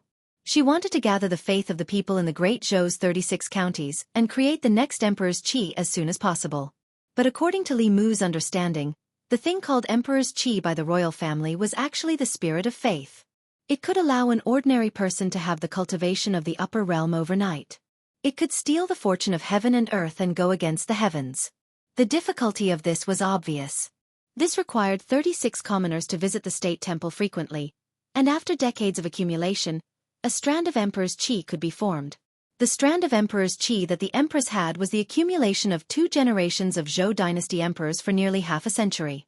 Now, the Empress had only been on the throne for 3 years, and the next strand of Emperor's Qi was still far away. Li Mu still had a lot of doubts in his heart. As an upper realm cultivator, Her Majesty could do whatever she wanted. If she didn't want to be emperor, she could just not do it. With her strength, no one could force her, unless there was some secret that Li Mu didn't know. These weren't that important to Li Mu. He just needed to know that whatever Her Majesty wanted, he would give her. To obtain a continuous and stable faith of the people, as long as the people of the Great Zhou lived in peace and contentment, lived prosperous lives, and didn't have to worry about not having enough to eat, they would naturally be convinced by the imperial court and Her Majesty. This was simple to say, but extremely difficult to do. It was necessary to create a prosperous Great Zhou to win the hearts of the people and shorten the time needed to condense the Emperor's Qi. This was a long-term thing that couldn't be done overnight. The most important thing now was to help Her Majesty get rid of the control of the 4 academies. For more than 100 years, The important officials of the imperial court had all come from the 4 academies, which led to the current situation of the imperial court. The imperial court urgently needed new blood. To change this situation, the imperial court could imitate the imperial examination and independently select talents from the 36 counties outside of the 4 academies. It even required the students of the 4 academies to pass the imperial court selection exam before they became officials, completely taking back the imperial court's power to select officials. Of course, it wasn't easy to completely change the situation of the imperial court. Jiangzhe's incident only damaged the reputation of the 100 Rivers Academy. Li Mu spoke bluntly in the Golden Palace, but the 4 academies wouldn't give up their power just because of Li Mu's words. The Empress and the 4 academies were in a state of balance. Although this world respected the strong, the imperial court's affairs could never be resolved simply by force, unless Her Majesty could break through to the 8th realm. If she could reach the 8th realm, disbanding the 4 academies would be just a matter of a word from her. There was no need to find any extra reasons. However, she couldn't do this at the moment. Jiangzhe obviously couldn't represent the entire 100 Rivers Academy, and it wasn't enough for Her Majesty to make a move on the 100 Rivers Academy, let alone the other academies. Li Mu couldn't find any other way to break through at the moment. He walked out of the house and prepared to patrol the areas that he didn't have time to patrol yesterday to absorb telekinesis. If he didn't need it for a while, he could store it in his body. In the imperial court, Li Mu found that the few censors of the censorate and a small number of officials in the imperial court had very thick telekinesis. They were all ordinary people who had never cultivated before. Once they started cultivating, this power of thought would allow them to break through several realms in a very short period of time. This speed was even faster than those unorthodox methods that could extract souls and steal souls. As he closed the door and prepared to leave, Li Mu found a carriage parked on the street in front of his house. A hand lifted the curtain of the carriage, and a face that Li Mu wasn't unfamiliar with appeared. When he saw Zhou Zhong, Li Mu's face darkened. He asked, "Assistant Minister Zhou, what brings you here?" Zhou Zhong said, "I'm just passing by and stopped to take a look." Li Mu waved his hand and said, "There's nothing to see here." Zhou Zhong shook his head and said, "I'm not here to see Constable Li. This mansion used to belong to a close friend of mine. I happened to pass by and couldn't help but think of him." Li Mu didn't say anything else and prepared to patrol. At this moment, Zhou Zhong suddenly said, "Do you think you can change anything by making a scene in the imperial court?" Li Mu asked, "What do you mean?" Zhou Zhong laughed mockingly and said, "The current situation in the imperial court has been stable for 100 years. Do you think you can shake the 100 Rivers Academy and force the other academies to give in by punishing Jiangzhe? The 3 academies have more than one Jiangzhe. Do you think you've changed anything? In fact, you haven't changed anything." After mocking Li Mu, Zhou Zhong lowered the curtain of the carriage and it slowly left. Li Mu's face was cold. He resisted the urge to strike him with the heavenly thunder of purple heaven. Indeed, it was satisfying to curse in the Golden Hall, but it couldn't solve any practical problems. Jiangzhe was just a special case. He could only represent himself, not the 100 Rivers Academy. Unless he could catch more Jiangzhe. Wait, what did Zhou Zhong mean when he said that the 3 academies had more than one Jiangzhe? Could it be that Jiangzhe wasn't a special case of the 100 Rivers Academy? Li Mu pondered for a while and gave up the idea of patrolling first. He went to the government office and walked into the duty room where the case files were kept. There weren't many files in the Luoyang government office. Before Li Mu and Zhang Chun came, the Luoyang government office was just a decoration. All the big and small cases in Luoyang were handled by the Ministry of Justice. Soon, Li Mu walked out of the government office and went straight to the Ministry of Justice. The Ministry of Justice. When the director of the Ministry of Justice heard the report, he ran out anxiously and asked, "What brings you here, Lord Li?" Li Mu smiled and said, "Lord Yang, I'd like to see the case files of the Ministry of Justice. Is that okay?" The director of the Ministry of Justice shook his head like a rattledrum and said firmly, No, the Ministry of Justice has a rule that outsiders can't enter the case files of the Ministry of Justice." Li Mu said, "Then can I trouble Lord Yang to check it for me?" The director of the Ministry of Justice hesitated for a moment and asked, "What do you want to check?" Li Mu said, "Similar to Jiangzhe's case, all the case files related to the 4 major academies." The director of the Ministry of Justice immediately said, "No, the case files of the Ministry of Justice were all made by me. Except for Jiangzhe's case, There are no cases related to the 4 major academies. The director of the Ministry of Justice didn't seem to be lying. Li Mu thought carefully. It wasn't that there were no cases related to the 4 major academies, but that the Ministry of Justice didn't dare to accept them. Li Mu smiled at the director of the Ministry of Justice and said, "Most of the cases in the Ministry of Justice are handled by Lord Yang. Even if there are no files, Lord Yang should know something about them." The director of the Ministry of Justice shook his head and said, "There really isn't." Li Mu thought for a moment and said, "Lord Yang, you've been working hard on the cases. The next morning at the court, I'll definitely put in a good word for you in front of all the officials and His Majesty." The director of the Ministry of Justice's heart skipped a beat and cold sweat broke out on his back. This was a threat. This was a naked threat. Li Mu was good at scolding people, but how could he put in a good word? If he was scolded in front of all the officials and His Majesty like the Assistant Minister of the Ministry of Personnel, how could he have the face to stay in the officialdom in the future? Li Mu asked again. "I'll ask one last time. Do you have any cases related to the 4 major academies?" The director of the Ministry of Justice swallowed and said, "Yes, we do." Chapter 249. After a while, the director of the Ministry of Justice sent Li Mu off with a smile. He waved his hand and said, "Take care, Lord Li." After sending off Li Mu, the director of the Ministry of Justice returned to his office. He slumped into his chair and sighed, "Why is my life so hard?" As an official of the Ministry of Justice, he was bullied by a constable of the divine capital. He was probably the most wronged director in the history of the Ministry of Justice. Li Mu left the Ministry of Justice and returned to the divine capital. He said to the constables who had just returned from their patrol and were sunbathing in the courtyard, "Come with me. We have work to do." Divine capital. Rosy Lane. There were more than 100 markets in the divine capital. There were business markets, entertainment markets, and residential markets. Rosy Lane was a residential area in the western part of the divine capital. Although it was not comparable to the markets where the southern courtyard and northern courtyard lived, it was still considered prosperous among the hundreds of markets in the divine capital.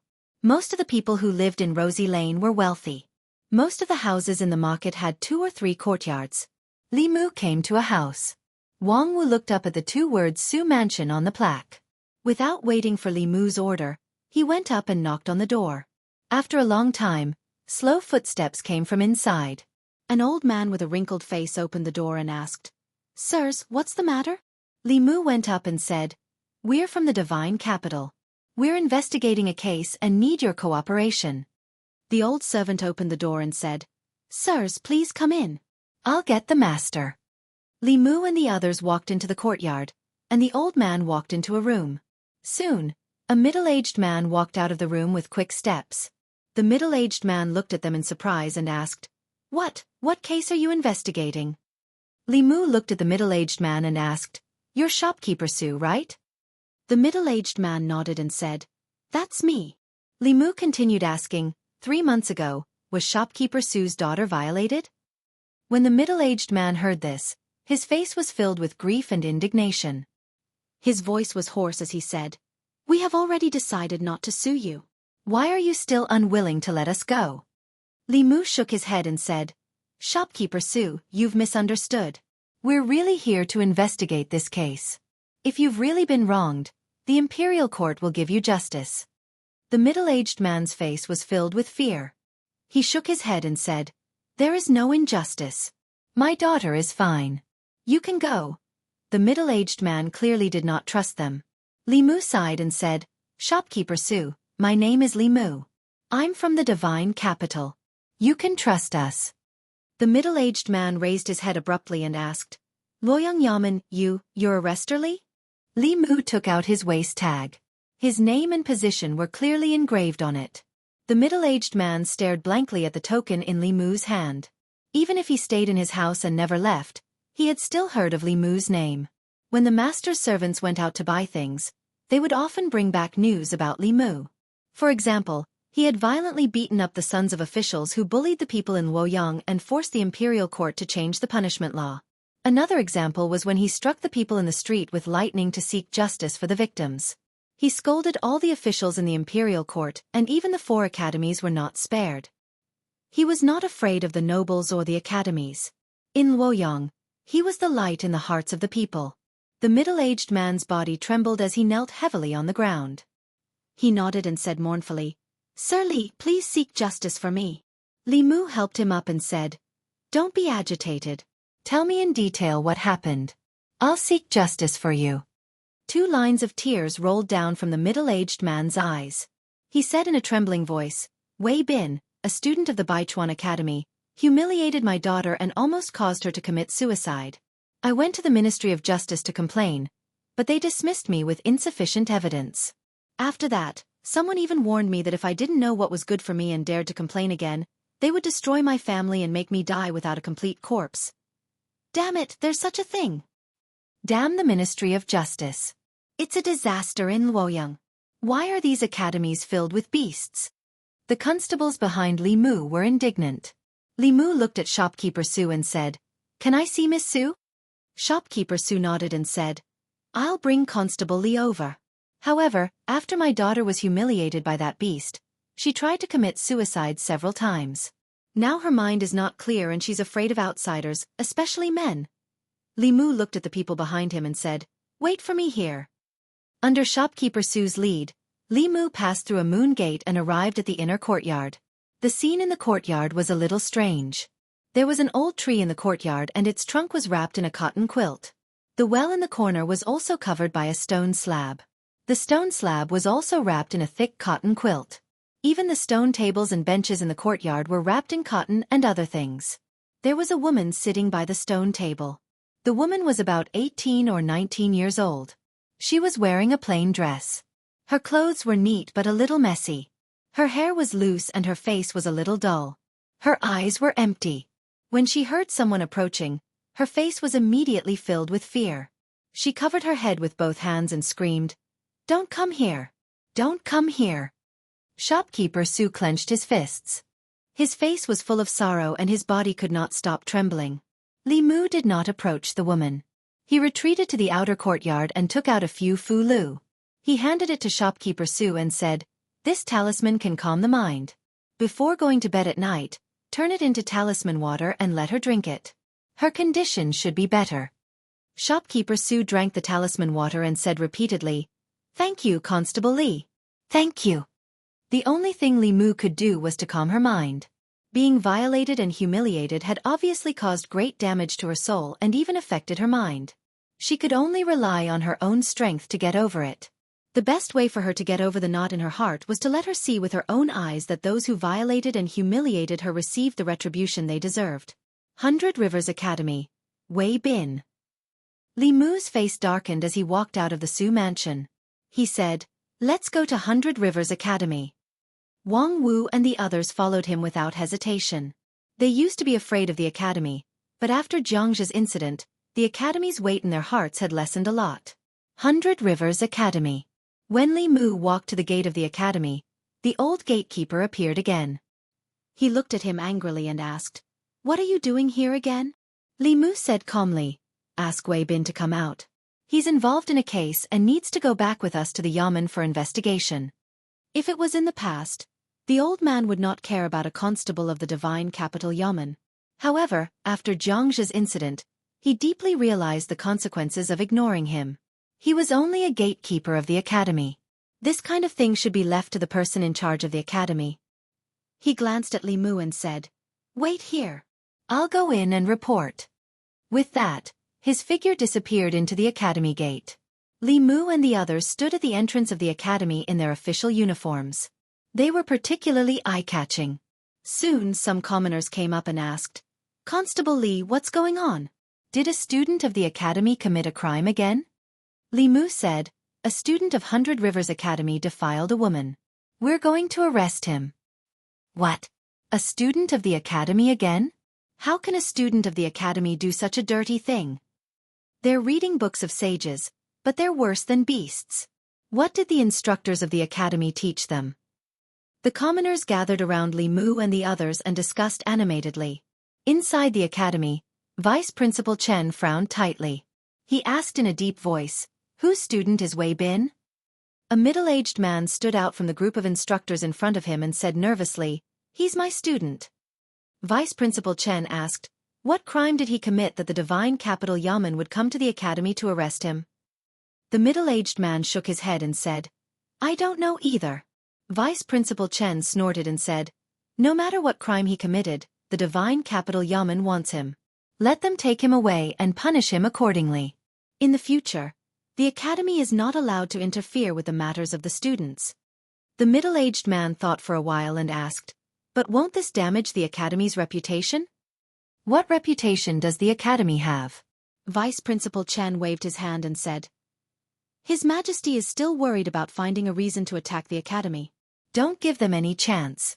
If he wants Wei Bin, give him Wei Bin. Li Mu and the others didn't have to wait for long outside before a young man with a pale face and trembling body was brought out of the academy. A middle-aged man said, no matter what crime he committed, please punish him impartially. The academy will not protect him. His righteous words improved the impression of the commoners in front of the academy. A student's mistake could not be blamed on the academy. If the academy could uphold justice and not protect him, it could be considered righteous. Li Mu glanced at the young man and said coldly, take him away. Wang Wu and the others immediately took him to the Divine Capital Yamen. At the Wei Mansion. Big brother, bad news. Bad news. The minister-counselor of the Ministry of Revenue finished his meal and was about to go to the Yamen when a figure suddenly rushed into his study with a face full of panic. Looking at his brother, the minister-counselor of the Ministry of Revenue asked, what happened? The man panted and said, Wei Bin was arrested and brought to the Divine Capital Yamen. What? The minister-counselor of the Ministry of Revenue had high hopes for his nephew who was studying at the Baichuan Academy. He hurriedly asked, what crime did he commit? Why was he arrested and brought to the Divine Capital Yamen? The man lowered his head and said, he once raped a girl. Now it's exposed and the Divine Capital Yamen knows about it. Fool! The minister-counselor of the Ministry of Revenue said angrily, why did you only tell me about this now? The man said worriedly, big brother, what do we do now? He already knows his mistake. The Divine Capital Yamen won't sentence him to death, right? I'm not very clear about the law. I'll go ask Panger. The minister-counselor of the Ministry of Revenue walked out of the study and into another courtyard. In the middle of the courtyard, Wei Peng was bent over a stone table, reading. Hearing the noise, he turned his head and asked, Father's second uncle, is there something you need from me? The minister-counselor of the Ministry of Revenue said, Panger, you're familiar with the law. What's the sentence for raping a girl? Wei Peng was stunned and asked, why are you suddenly asking this? Did second uncle rape a girl? The minister-counselor of the Ministry of Revenue said, don't ask too much. What's the sentence for raping a girl? Wei Peng looked at his second uncle with a strange gaze and said, raping a girl is a serious crime. According to the law of the Great Zhou, Book 2, Article 36, those who commit the crime of rape are usually sentenced to 3 to 10 years in prison. In serious cases, the highest sentence is execution. The man hurriedly asked, what's considered serious? Wei Peng shook his head and said, if the method of rape is too cruel, such as raping the same girl over a long period of time, raping a pregnant girl, a seriously ill girl, or in public, or causing serious injury to a girl, these are all serious cases. The man let out a sigh of relief but still asked worriedly, what do we do? If that's the case, won't Bin be in prison for more than 3 years? Wei Peng was shocked and said, Wei Bin was the one who raped the girl? The man looked at Wei Peng and a glimmer of hope appeared in his eyes. He said, Panger, you know the law. You have to help your brother. Even if you can't get him off the hook, you have to make sure he doesn't spend too many years in prison. Wei Peng thought about it and nodded helplessly. I'll try my best. Chapter 250. Wang Wu and the other 2 constables escorted Wei Bin all the way to the Luoyang Yamen under the watchful eyes of the people. Li Mu searched both the front and back of the Yamen but still could not find Zhang Chun. He asked Deputy Constable Sun, where's Lord Zhang? Deputy Constable Sun said, I think he went out for some business. Without the Luoyang medallion, Li Mu did not have the authority to investigate the case. He did not know when Zhang Chun would return. Li Mu thought for a while and said to Wang Wu and the others, go to the Ministry of Justice. All criminal cases in the 36 counties of the Great Zhou, including the Luoyang, were under the jurisdiction of the Ministry of Justice. The Ministry of Justice even had the authority to interfere with local trials. This case was already a hot potato, so it was perfect to leave it to the Ministry of Justice. It did not matter if they were officials or citizens of the Great Zhou, As long as they lived in the Great Zhou, they had the authority to send someone to the authorities, including the Luoyang Yamen and the Ministry of Justice. If the Ministry of Justice did not accept the case, Li Mu, as the censor, would have something to do in the next morning court. The Ministry of Justice. The director of the Ministry of Justice had just rested when a constable knocked on the door and walked in. He said with a bitter face, "Sir, Li Mu is here again." The director of the Ministry of Justice's head buzzed.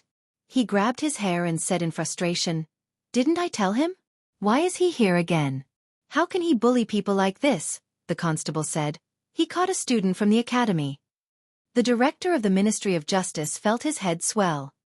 He was about to sneak out from the back door when Li Mu appeared in his sight. He said with grief and indignation, "Sir Li, didn't we agree to take him to the Luoyang Yamen?" Li Mu looked at him, sighed and said, "Lord Yang, you are so silly. I gave you this opportunity because of our friendship in the past. If you don't want it, you can't blame me for what happens next." Their past friendship was *T. The director of the Ministry of Justice cursed in his heart but still asked, "Sir Li, what do you mean?" Li Mu said, according to the victim of this case, he complained to the Ministry of Justice as soon as the case happened. However, not only did the Ministry of Justice not accept the case, you dismissed him with the excuse of insufficient evidence. After the case, you even threatened his family, saying that if he sued you again, you would kill him. The director hurriedly said, "The Ministry of Justice did not threaten him. The Ministry of Justice never do such things." Who would believe that? Li Mu looked at him with great pity and said, "This case has attracted widespread attention of the people. People will only think that all this was done by the Ministry of Justice. In the end, this matter will become more and more serious, and the consequences will become more and more serious. Do you think you can escape from it, Lord Yang? When the time comes, who do you think will be pushed out by the Ministry of Justice to take the blame? Who do you think will be the minister, the assistant minister, or you, official Yang? I'm giving you a chance to make up for your mistakes on account of your help. If you don't want it, I'll bring him back to the fairies' capital." Wait! Under Li Mu's persuasion, the director of the Ministry of Justice had understood and hurriedly spoke. Li Mu had completely enlightened him. Once the case became big, the Ministry of Justice would be held responsible. The position of the director of the Ministry of Justice was neither big nor small. It was just right for him to take the blame. If he did not do something to make up for it, he would most likely lose his position. He might even be imprisoned. He clasped his fists to Li Mu and said, "Sir Li, thank you for reminding me. I will remember your kindness." "You're welcome," Li Mu nodded and said. "In that case, let's start the trial as soon as possible." The director of the Ministry of Justice walked out of the office and saw Zhou Zhong coming out from the opposite side. He asked nervously, "Sir Zhou, the academy student committed a crime. Do you want to interrogate him yourself?" Zhou Zhong waved his hand and said, "Go ahead. I'll just listen." His gaze swept past Li Mu and then left calmly. There was a commotion in the front yard of the Ministry of Justice. The minister-counselor of the Ministry of Revenue, Wei Bin's father, and Wei Peng had just arrived from the Luoyang Yamen. The minister-counselor of the Ministry of Revenue saw the director of the Ministry of Justice and immediately said, "Sir Yang, please wait." The director of the Ministry of Justice turned and asked, "Sir Wei, why are you here?" The minister-counselor of the Ministry of Revenue sighed and said, "Wei Bin is my nephew." The director of the Ministry of Justice was surprised. Then he shook his head and said, "If Sir Wei is here to plead for Wei Bin, then I'm sorry. This case has attracted a lot of attention. I can't be biased." The minister-counselor of the Ministry of Revenue shook his head and said, "Of course not. Wei Bin is guilty. I just want to listen." The director of the Ministry of Justice nodded and said, "Yes, but Sir Wei's identity is special. You can only listen outside the court." The minister-counselor clasped his fists and said, "Thank you, Sir Yang." Then he said, "Can we have a few words with Wei Bin?" The director of the Ministry of Justice hesitated and said, At this moment, Zhou Zhong said from afar, "Don't take more than half an hour." The minister-counselor of the Ministry of Revenue was grateful and said, "Thank you, Sir Zhou." The three of them walked to Wei Bin's side. Wei Bin's face was pale and he said in panic, "Uncle, father, save me." The minister-counselor of the Ministry of Revenue was angry and said, "Bastard, I didn't send you to the academy to rape women. Now you know fear. Why didn't you know when you were doing evil?" Wei Bin's father hurriedly said. Now is not the time to talk about this. Bin, from now on, remember every word your brother says. Later in the court, you will do as your brother says. That way, you will receive the lightest punishment. Wei Bin nodded and said, I will not speak carelessly. Wei Peng looked at him and asked, Did you really do this? Wei Bin nodded and said, It was me. Wei Peng asked again, Did you use violence during the process? Wei Bin shook his head and said, No, we only started after she was unconscious. Wei Peng was stunned and asked, We? Wei Bin said, I wasn't the only one who did this. Wei Peng thought for a while and said, Got it? Later, no matter what the sir asks, as long as you did it, just admit it. If you confess, you can fight for a reduced sentence. After that, you can confess to all the people who committed the crime with you. This can be considered a meritorious service. It is very likely that your sentence will be reduced to less than 3 years. After a while, the director of the Ministry of Justice walked forward and asked, Are you done? The Minister-Counselor of the Ministry of Revenue said, I'm done.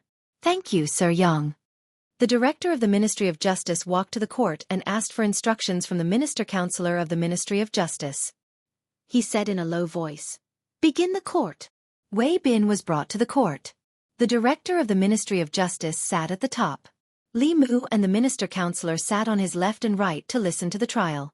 The director of the Ministry of Justice patted the gavel and said, Men, summon the Sioux woman to the court. Li Mu raised his head and said, Sir Yang, the Sioux woman has been defiled by Wei Bin. Her body and mind have been injured. She is afraid of seeing strangers and is not suitable to be brought to the court. Directly interrogating Wei Bin is enough. The director of the Ministry of Justice thought for a while and nodded. Sir Li is very considerate.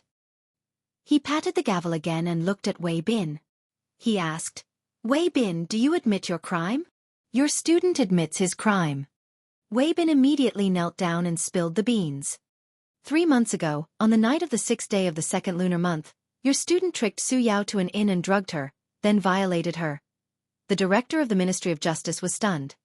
He did not expect Wei Bin to confess so quickly.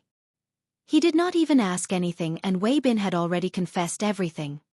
He quickly recovered and said, Since you have confessed, then according to the 36th article of the 2nd book of the Law of Great Zhou, the punishment for raping a woman is between 3 and 10 years in prison. That woman was injured physically and mentally because of your rape. I now sentence you to 7 years in prison. Your Excellency, please wait. Wei Peng stood outside the court and loudly said, Although Wei Bin is guilty, he did not use violence or coercion. Moreover, he confessed his crime on his own initiative. According to the law, Your Excellency should be given a lighter sentence. The director of the Ministry of Justice frowned. Do I need you to teach me how to judge a case? If you dare to disturb my judgment again, you will be punished for disturbing the court. At this moment, the Assistant Minister of Justice, Zhou Zhong, calmly said, Although Wei Bin is a criminal, he still has the right to defend himself. Wei Peng, if you have anything else to say to defend Wei Bin, come to the court and say it. The Minister-Counselor of the Ministry of Revenue looked at the Assistant Minister of Justice with a grateful expression. He pushed Wei Peng and said, Why aren't you going up? Wei Peng walked up to the court and raised his head. Apart from rape, Wei Bin's actions did not cause any other serious consequences. According to the law, he should be given a lighter sentence. The director of the Ministry of Justice glanced at Zhou Zhong. Seeing that he did not say anything, he felt somewhat uncertain. He then looked at Li Mu. Seeing that his expression was also calm, he finally decided to act according to the law. He did not favor Wei Bin, nor did he intentionally increase his punishment. If he acted according to the law, no one could blame him, right? The director of the Ministry of Justice cleared his throat and looked at Wei Peng. What you say makes sense. In view of Wei Bin's voluntary confession, I will give you a lighter sentence and sentence you to 5 years in prison. Outside the court, the Minister-Counselor of the Ministry of Revenue and Wei Bin's father let out a sigh of relief. At this moment, Wei Peng struck while the iron was hot. Sir, please wait. There are still some hidden facts to this case. Wei Bin has already confessed that apart from him, there were also the 100 River Academies Jiang Jie, Ji Yun, Song Zhou, and Yi Kong. According to the laws of the Great Zhou, the main culprit exposing the accomplices is a great merit and can be reduced or exempted from punishment. Although the crime of rape cannot be exempted, it can be reduced by at least 3 years. Hearing this, the director of the Ministry of Justice was stunned. This Wei Peng seemed to be very familiar with the law, but did he not know the difference between rape and rape? Rape of a woman was generally punished with 3 to 10 years in prison. Rape of a woman was extremely vile. The main culprit would be sentenced to at least the death penalty and could not be reduced. This law had been amended by Assistant Minister Zhou 5 years ago. Could it be that Wei Peng was looking at the unamended law of the Great Zhou from 5 years ago? Li Mu left his chair and walked up to the court. Under Wei Peng's somewhat frightened gaze, he patted his shoulder and said, "Listen to my advice. In the future, if there's nothing important, don't contact your second uncle's family." Chapter 251. Wei Peng looked at Li Mu in confusion, not knowing what was going on. The director of the Ministry of Justice came back to his senses and looked at Wei Bin again. He asked, "Are you saying that other than you, there was someone else who raped the girl that night? Did you gang rape her?" The sentence had been reduced from 7 years to 5 years. Wei Bin nodded repeatedly and said, "There was also Zhang Jie, Ji Yun, Song Zhou, and Yi Kong. There were 5 of us."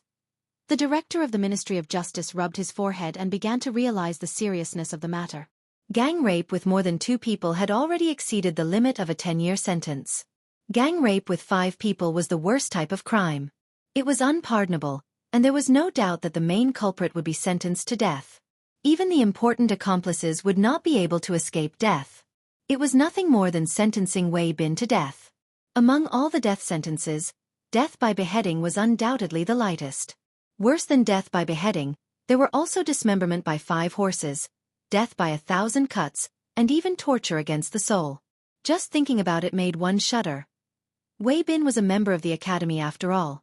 He did not know what to do. He looked at the assistant director of the Ministry of Justice and gave him a questioning look. Zhou Zhong stood up and said, "Just sentence it as it should be." The director of the Ministry of Justice took a deep breath and looked at Wei Bin again. He asked, "Who came up with the idea of gang raping the girl?" Wei Bin said, "It was Zhang Jie." The director of the Ministry of Justice continued to ask, "Who tricked the girl into going to the inn?" Wei Bin said, "It was me. It was Ji Yun who drugged her." "Sir, I've already confessed. Can I not go to jail?" The director of the Ministry of Justice sighed and said, "You don't have to go to jail." Wei Bin's face lit up with ecstasy. "Really?" Wei Bin's father also looked happy. As an official, the director of the Ministry of Revenue instinctively felt that something was wrong. Wei Peng's face was full of disbelief. Once a woman was raped, there was no way to escape punishment. How could Wei Bin not have to go to jail? At this moment, the director of the Ministry of Justice continued, "According to the 36th article of the 2nd volume of the Law of Great Zhou, Wei Bin, Zhang Jie, and Ji Yun, as the main culprits of the gang rape case, are sentenced to death. The others ought to be sent back to the yamen for trial." Wei Bin was stunned for a moment, and the smile on his face froze. He suspected that he had heard wrongly. His sentence had clearly been reduced from 7 years to 5 years. How did it suddenly become a death sentence?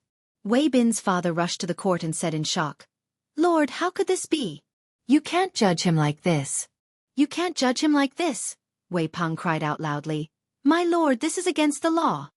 The director of the Ministry of Justice ordered one of the bailiffs, "Show him the law of Great Zhou from our yamen." The bailiff left the court and soon came back with a thick book and handed it to Wei Peng.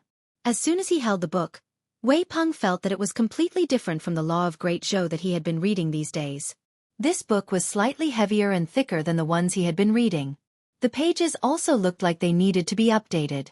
The pages of his law of Great Zhou were already yellowed. He skillfully flipped to the 2nd volume, and sure enough, he found an additional explanation after that law. Under the crime of rape, if there were 2 or more people taking turns, the punishment would be severe.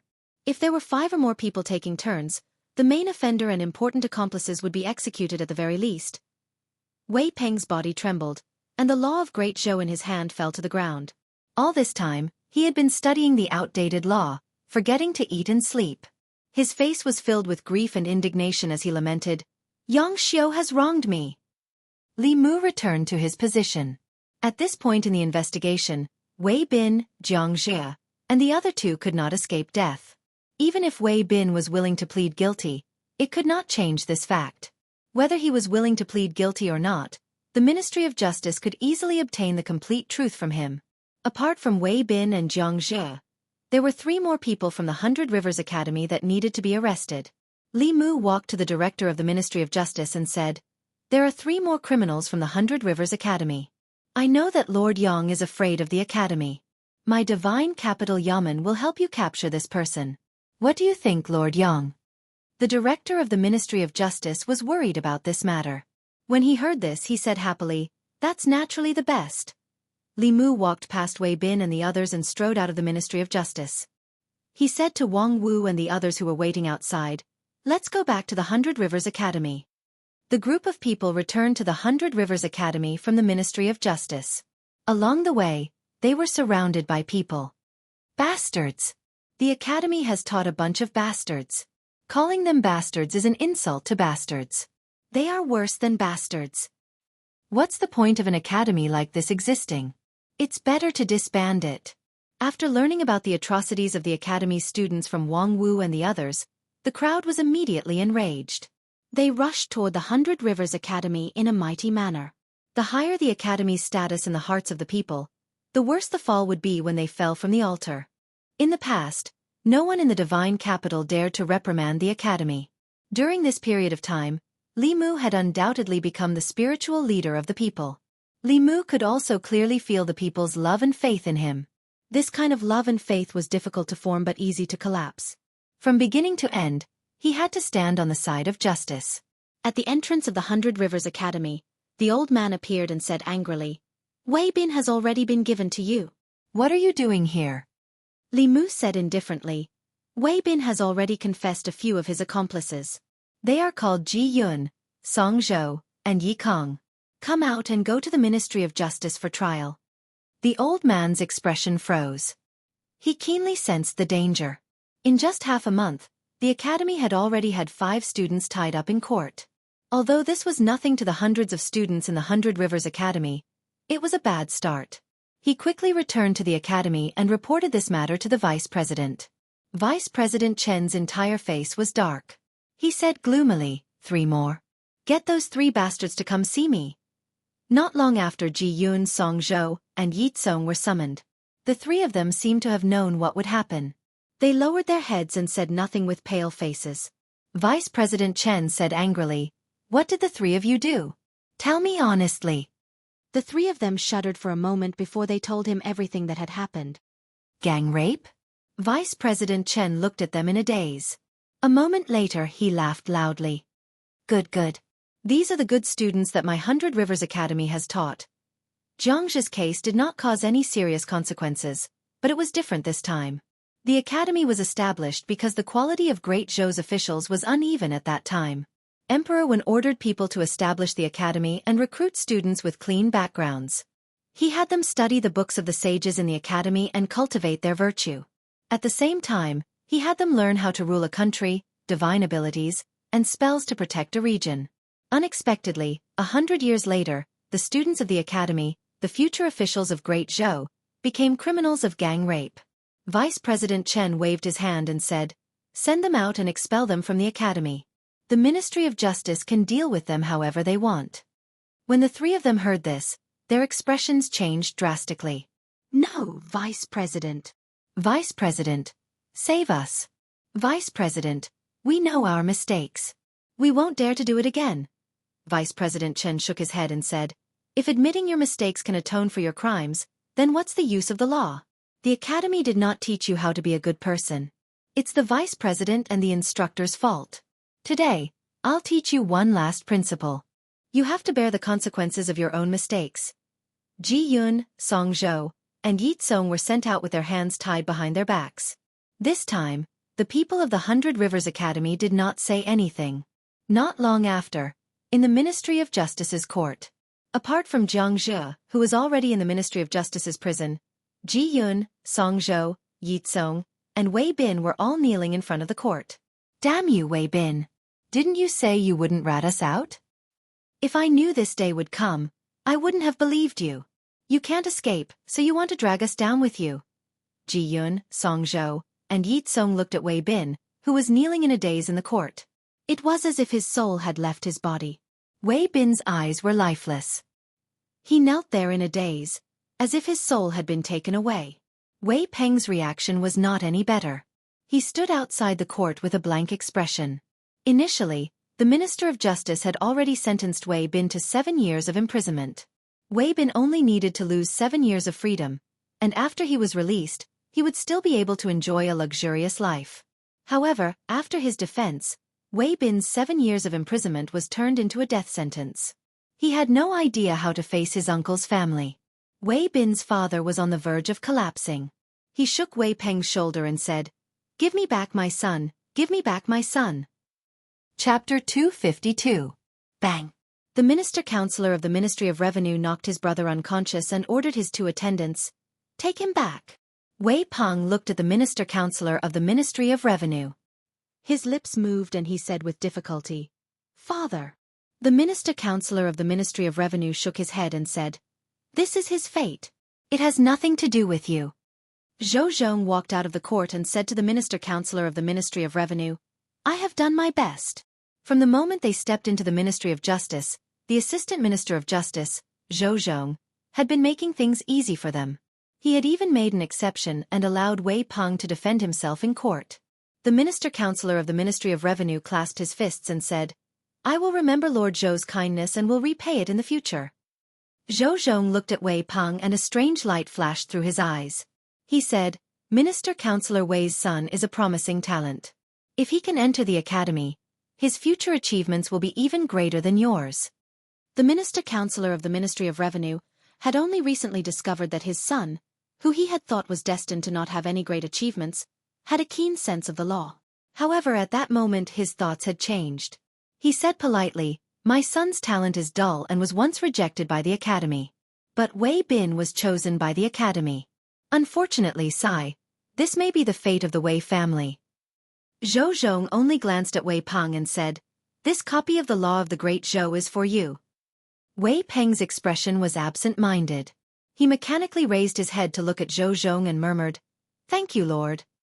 In the court, the director of the Ministry of Justice had already asked about the ins and outs of the case. In this rape case, Wei Bin was undoubtedly the main culprit, and Jiang Zhi and Ji Yun were important accomplices.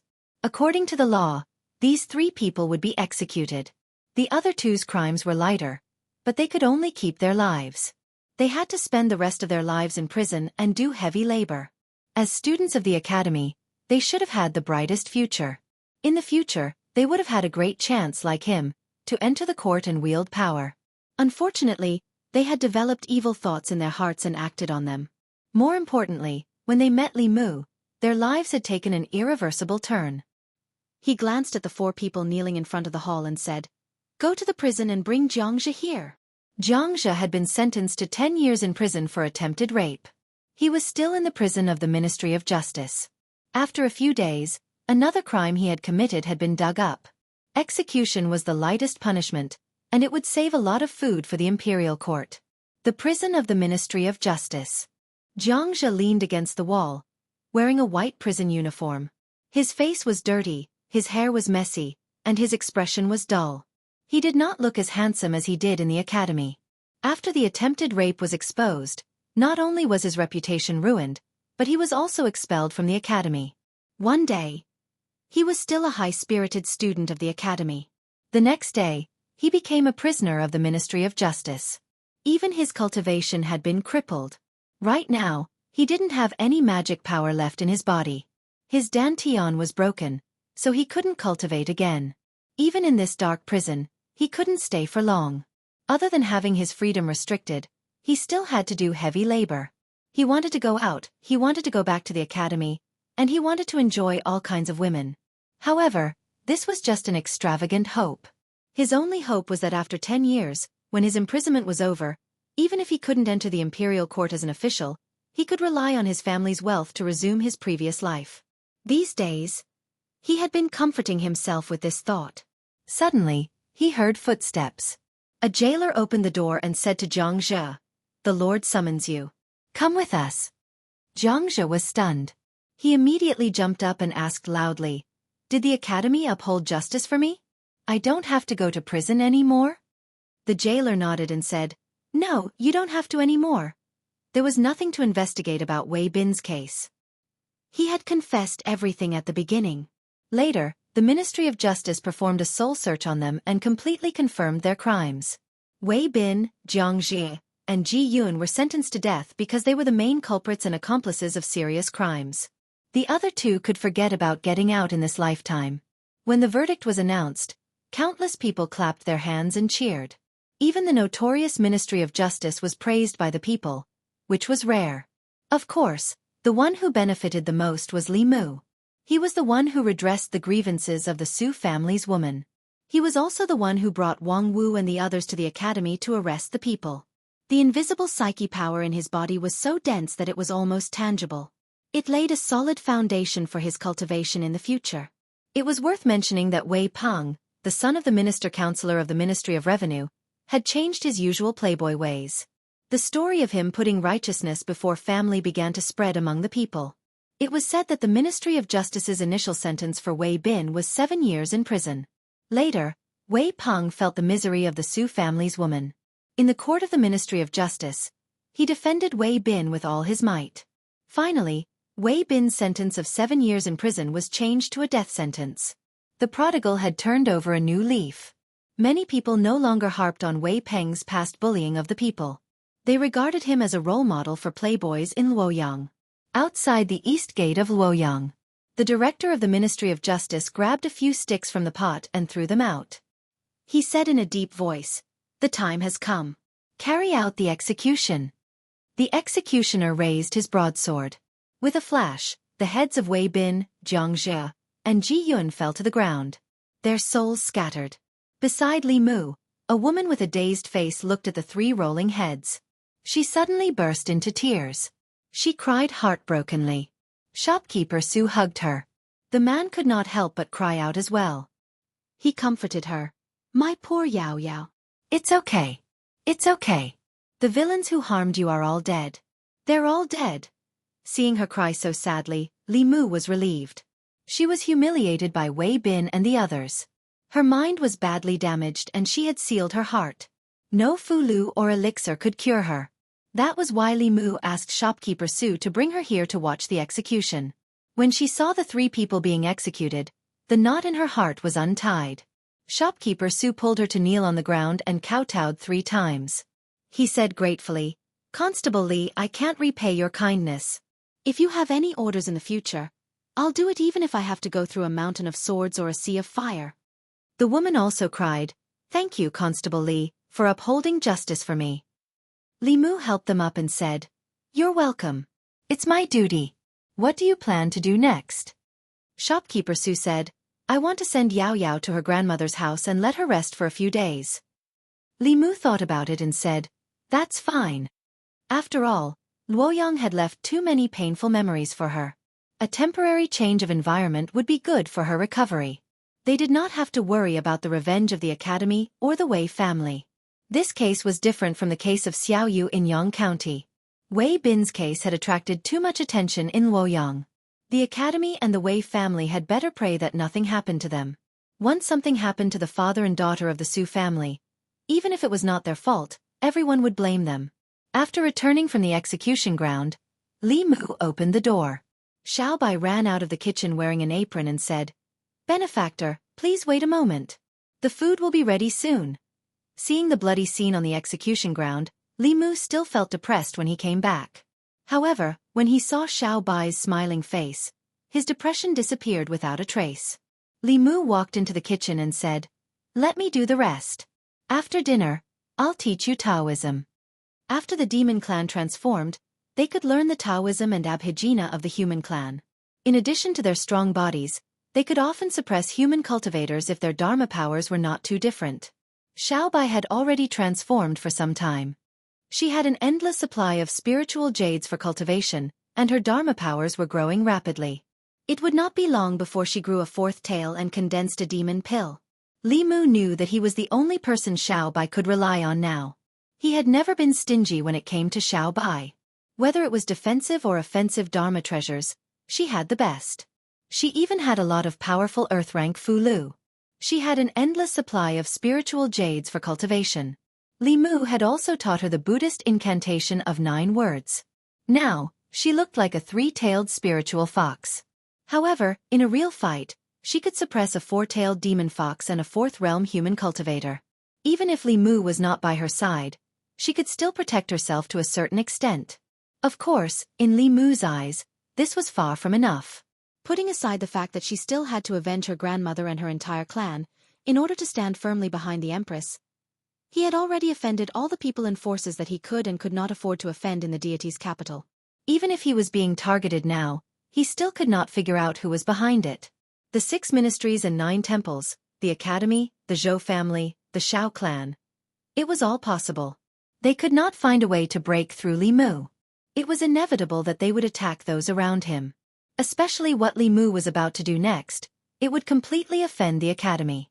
He did not care about himself, but he had to consider Xiao Bai's safety. After tomorrow's morning court, he planned to ask the Empress for a heaven-rank Fu Lu for protection.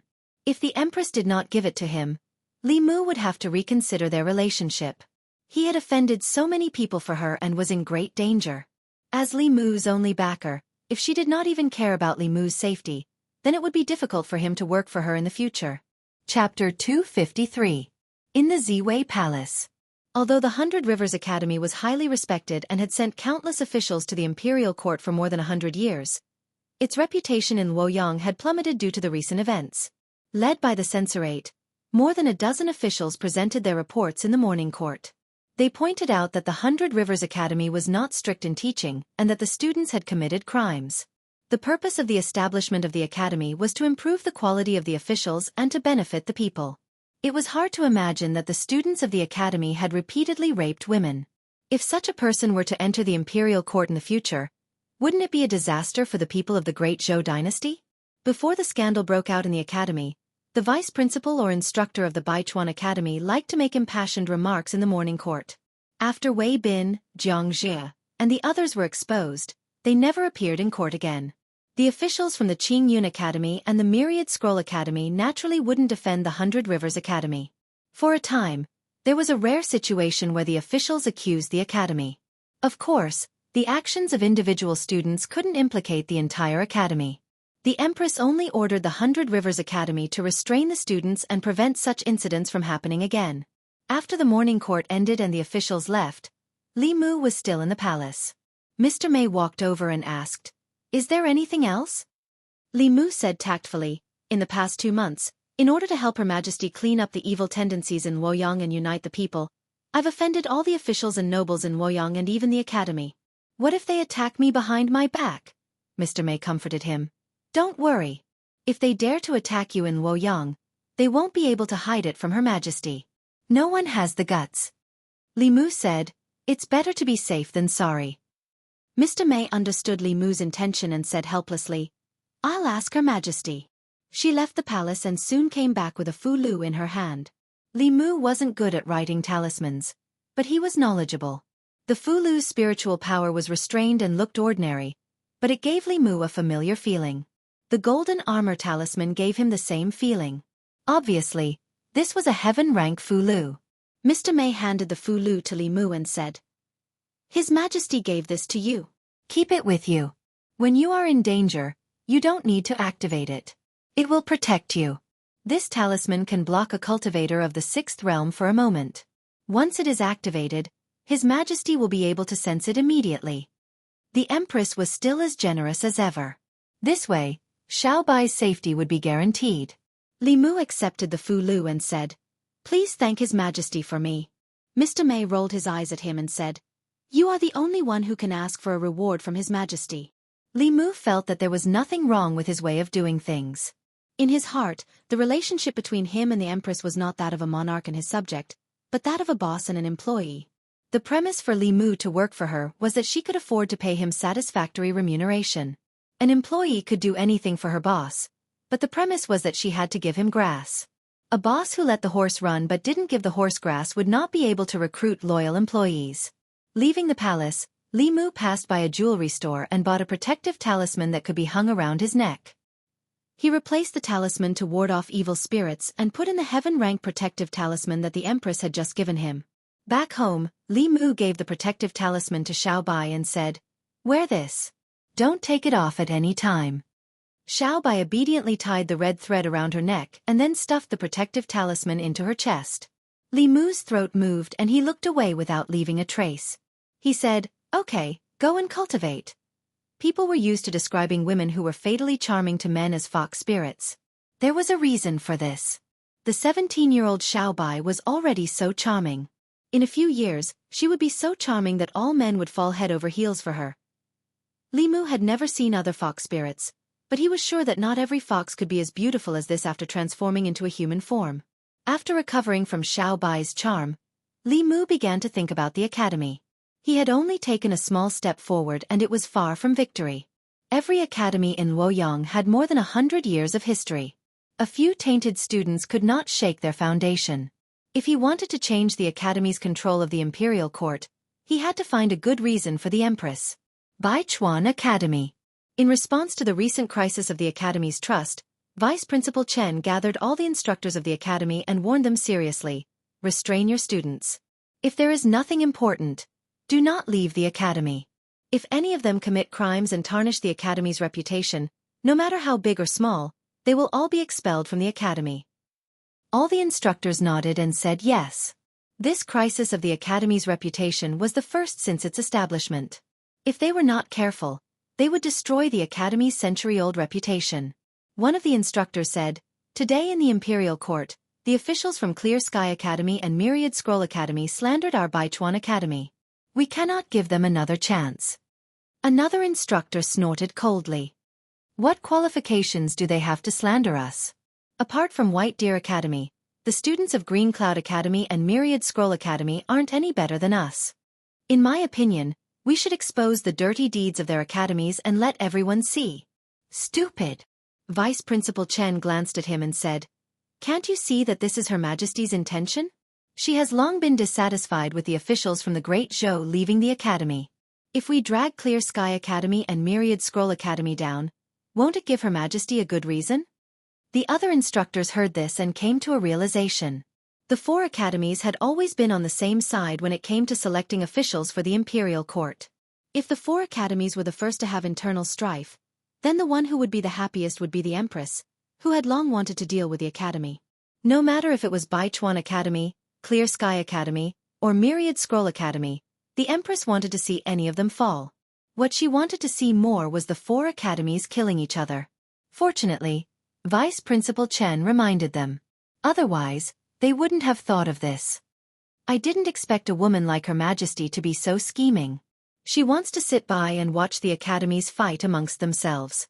Her intentions are sinister. We can't let her succeed." Vice Principal Chen let out a long sigh and said, "The academies have existed for so long, and there are indeed many problems that have arisen internally. This wasn't the academy's intention. The academies can slowly correct these problems, but if Her Majesty takes the opportunity to interfere and change the structure of the imperial court, I'm afraid that in a few decades, the four academies will only exist in name." One of the instructors said worriedly, "Clear Sky Academy and Myriad Scroll Academy aren't much better than Baichuan Academy. It's very easy for them to find out about the dirty deeds their students have done. I'm afraid that even if we don't do anything, someone else will."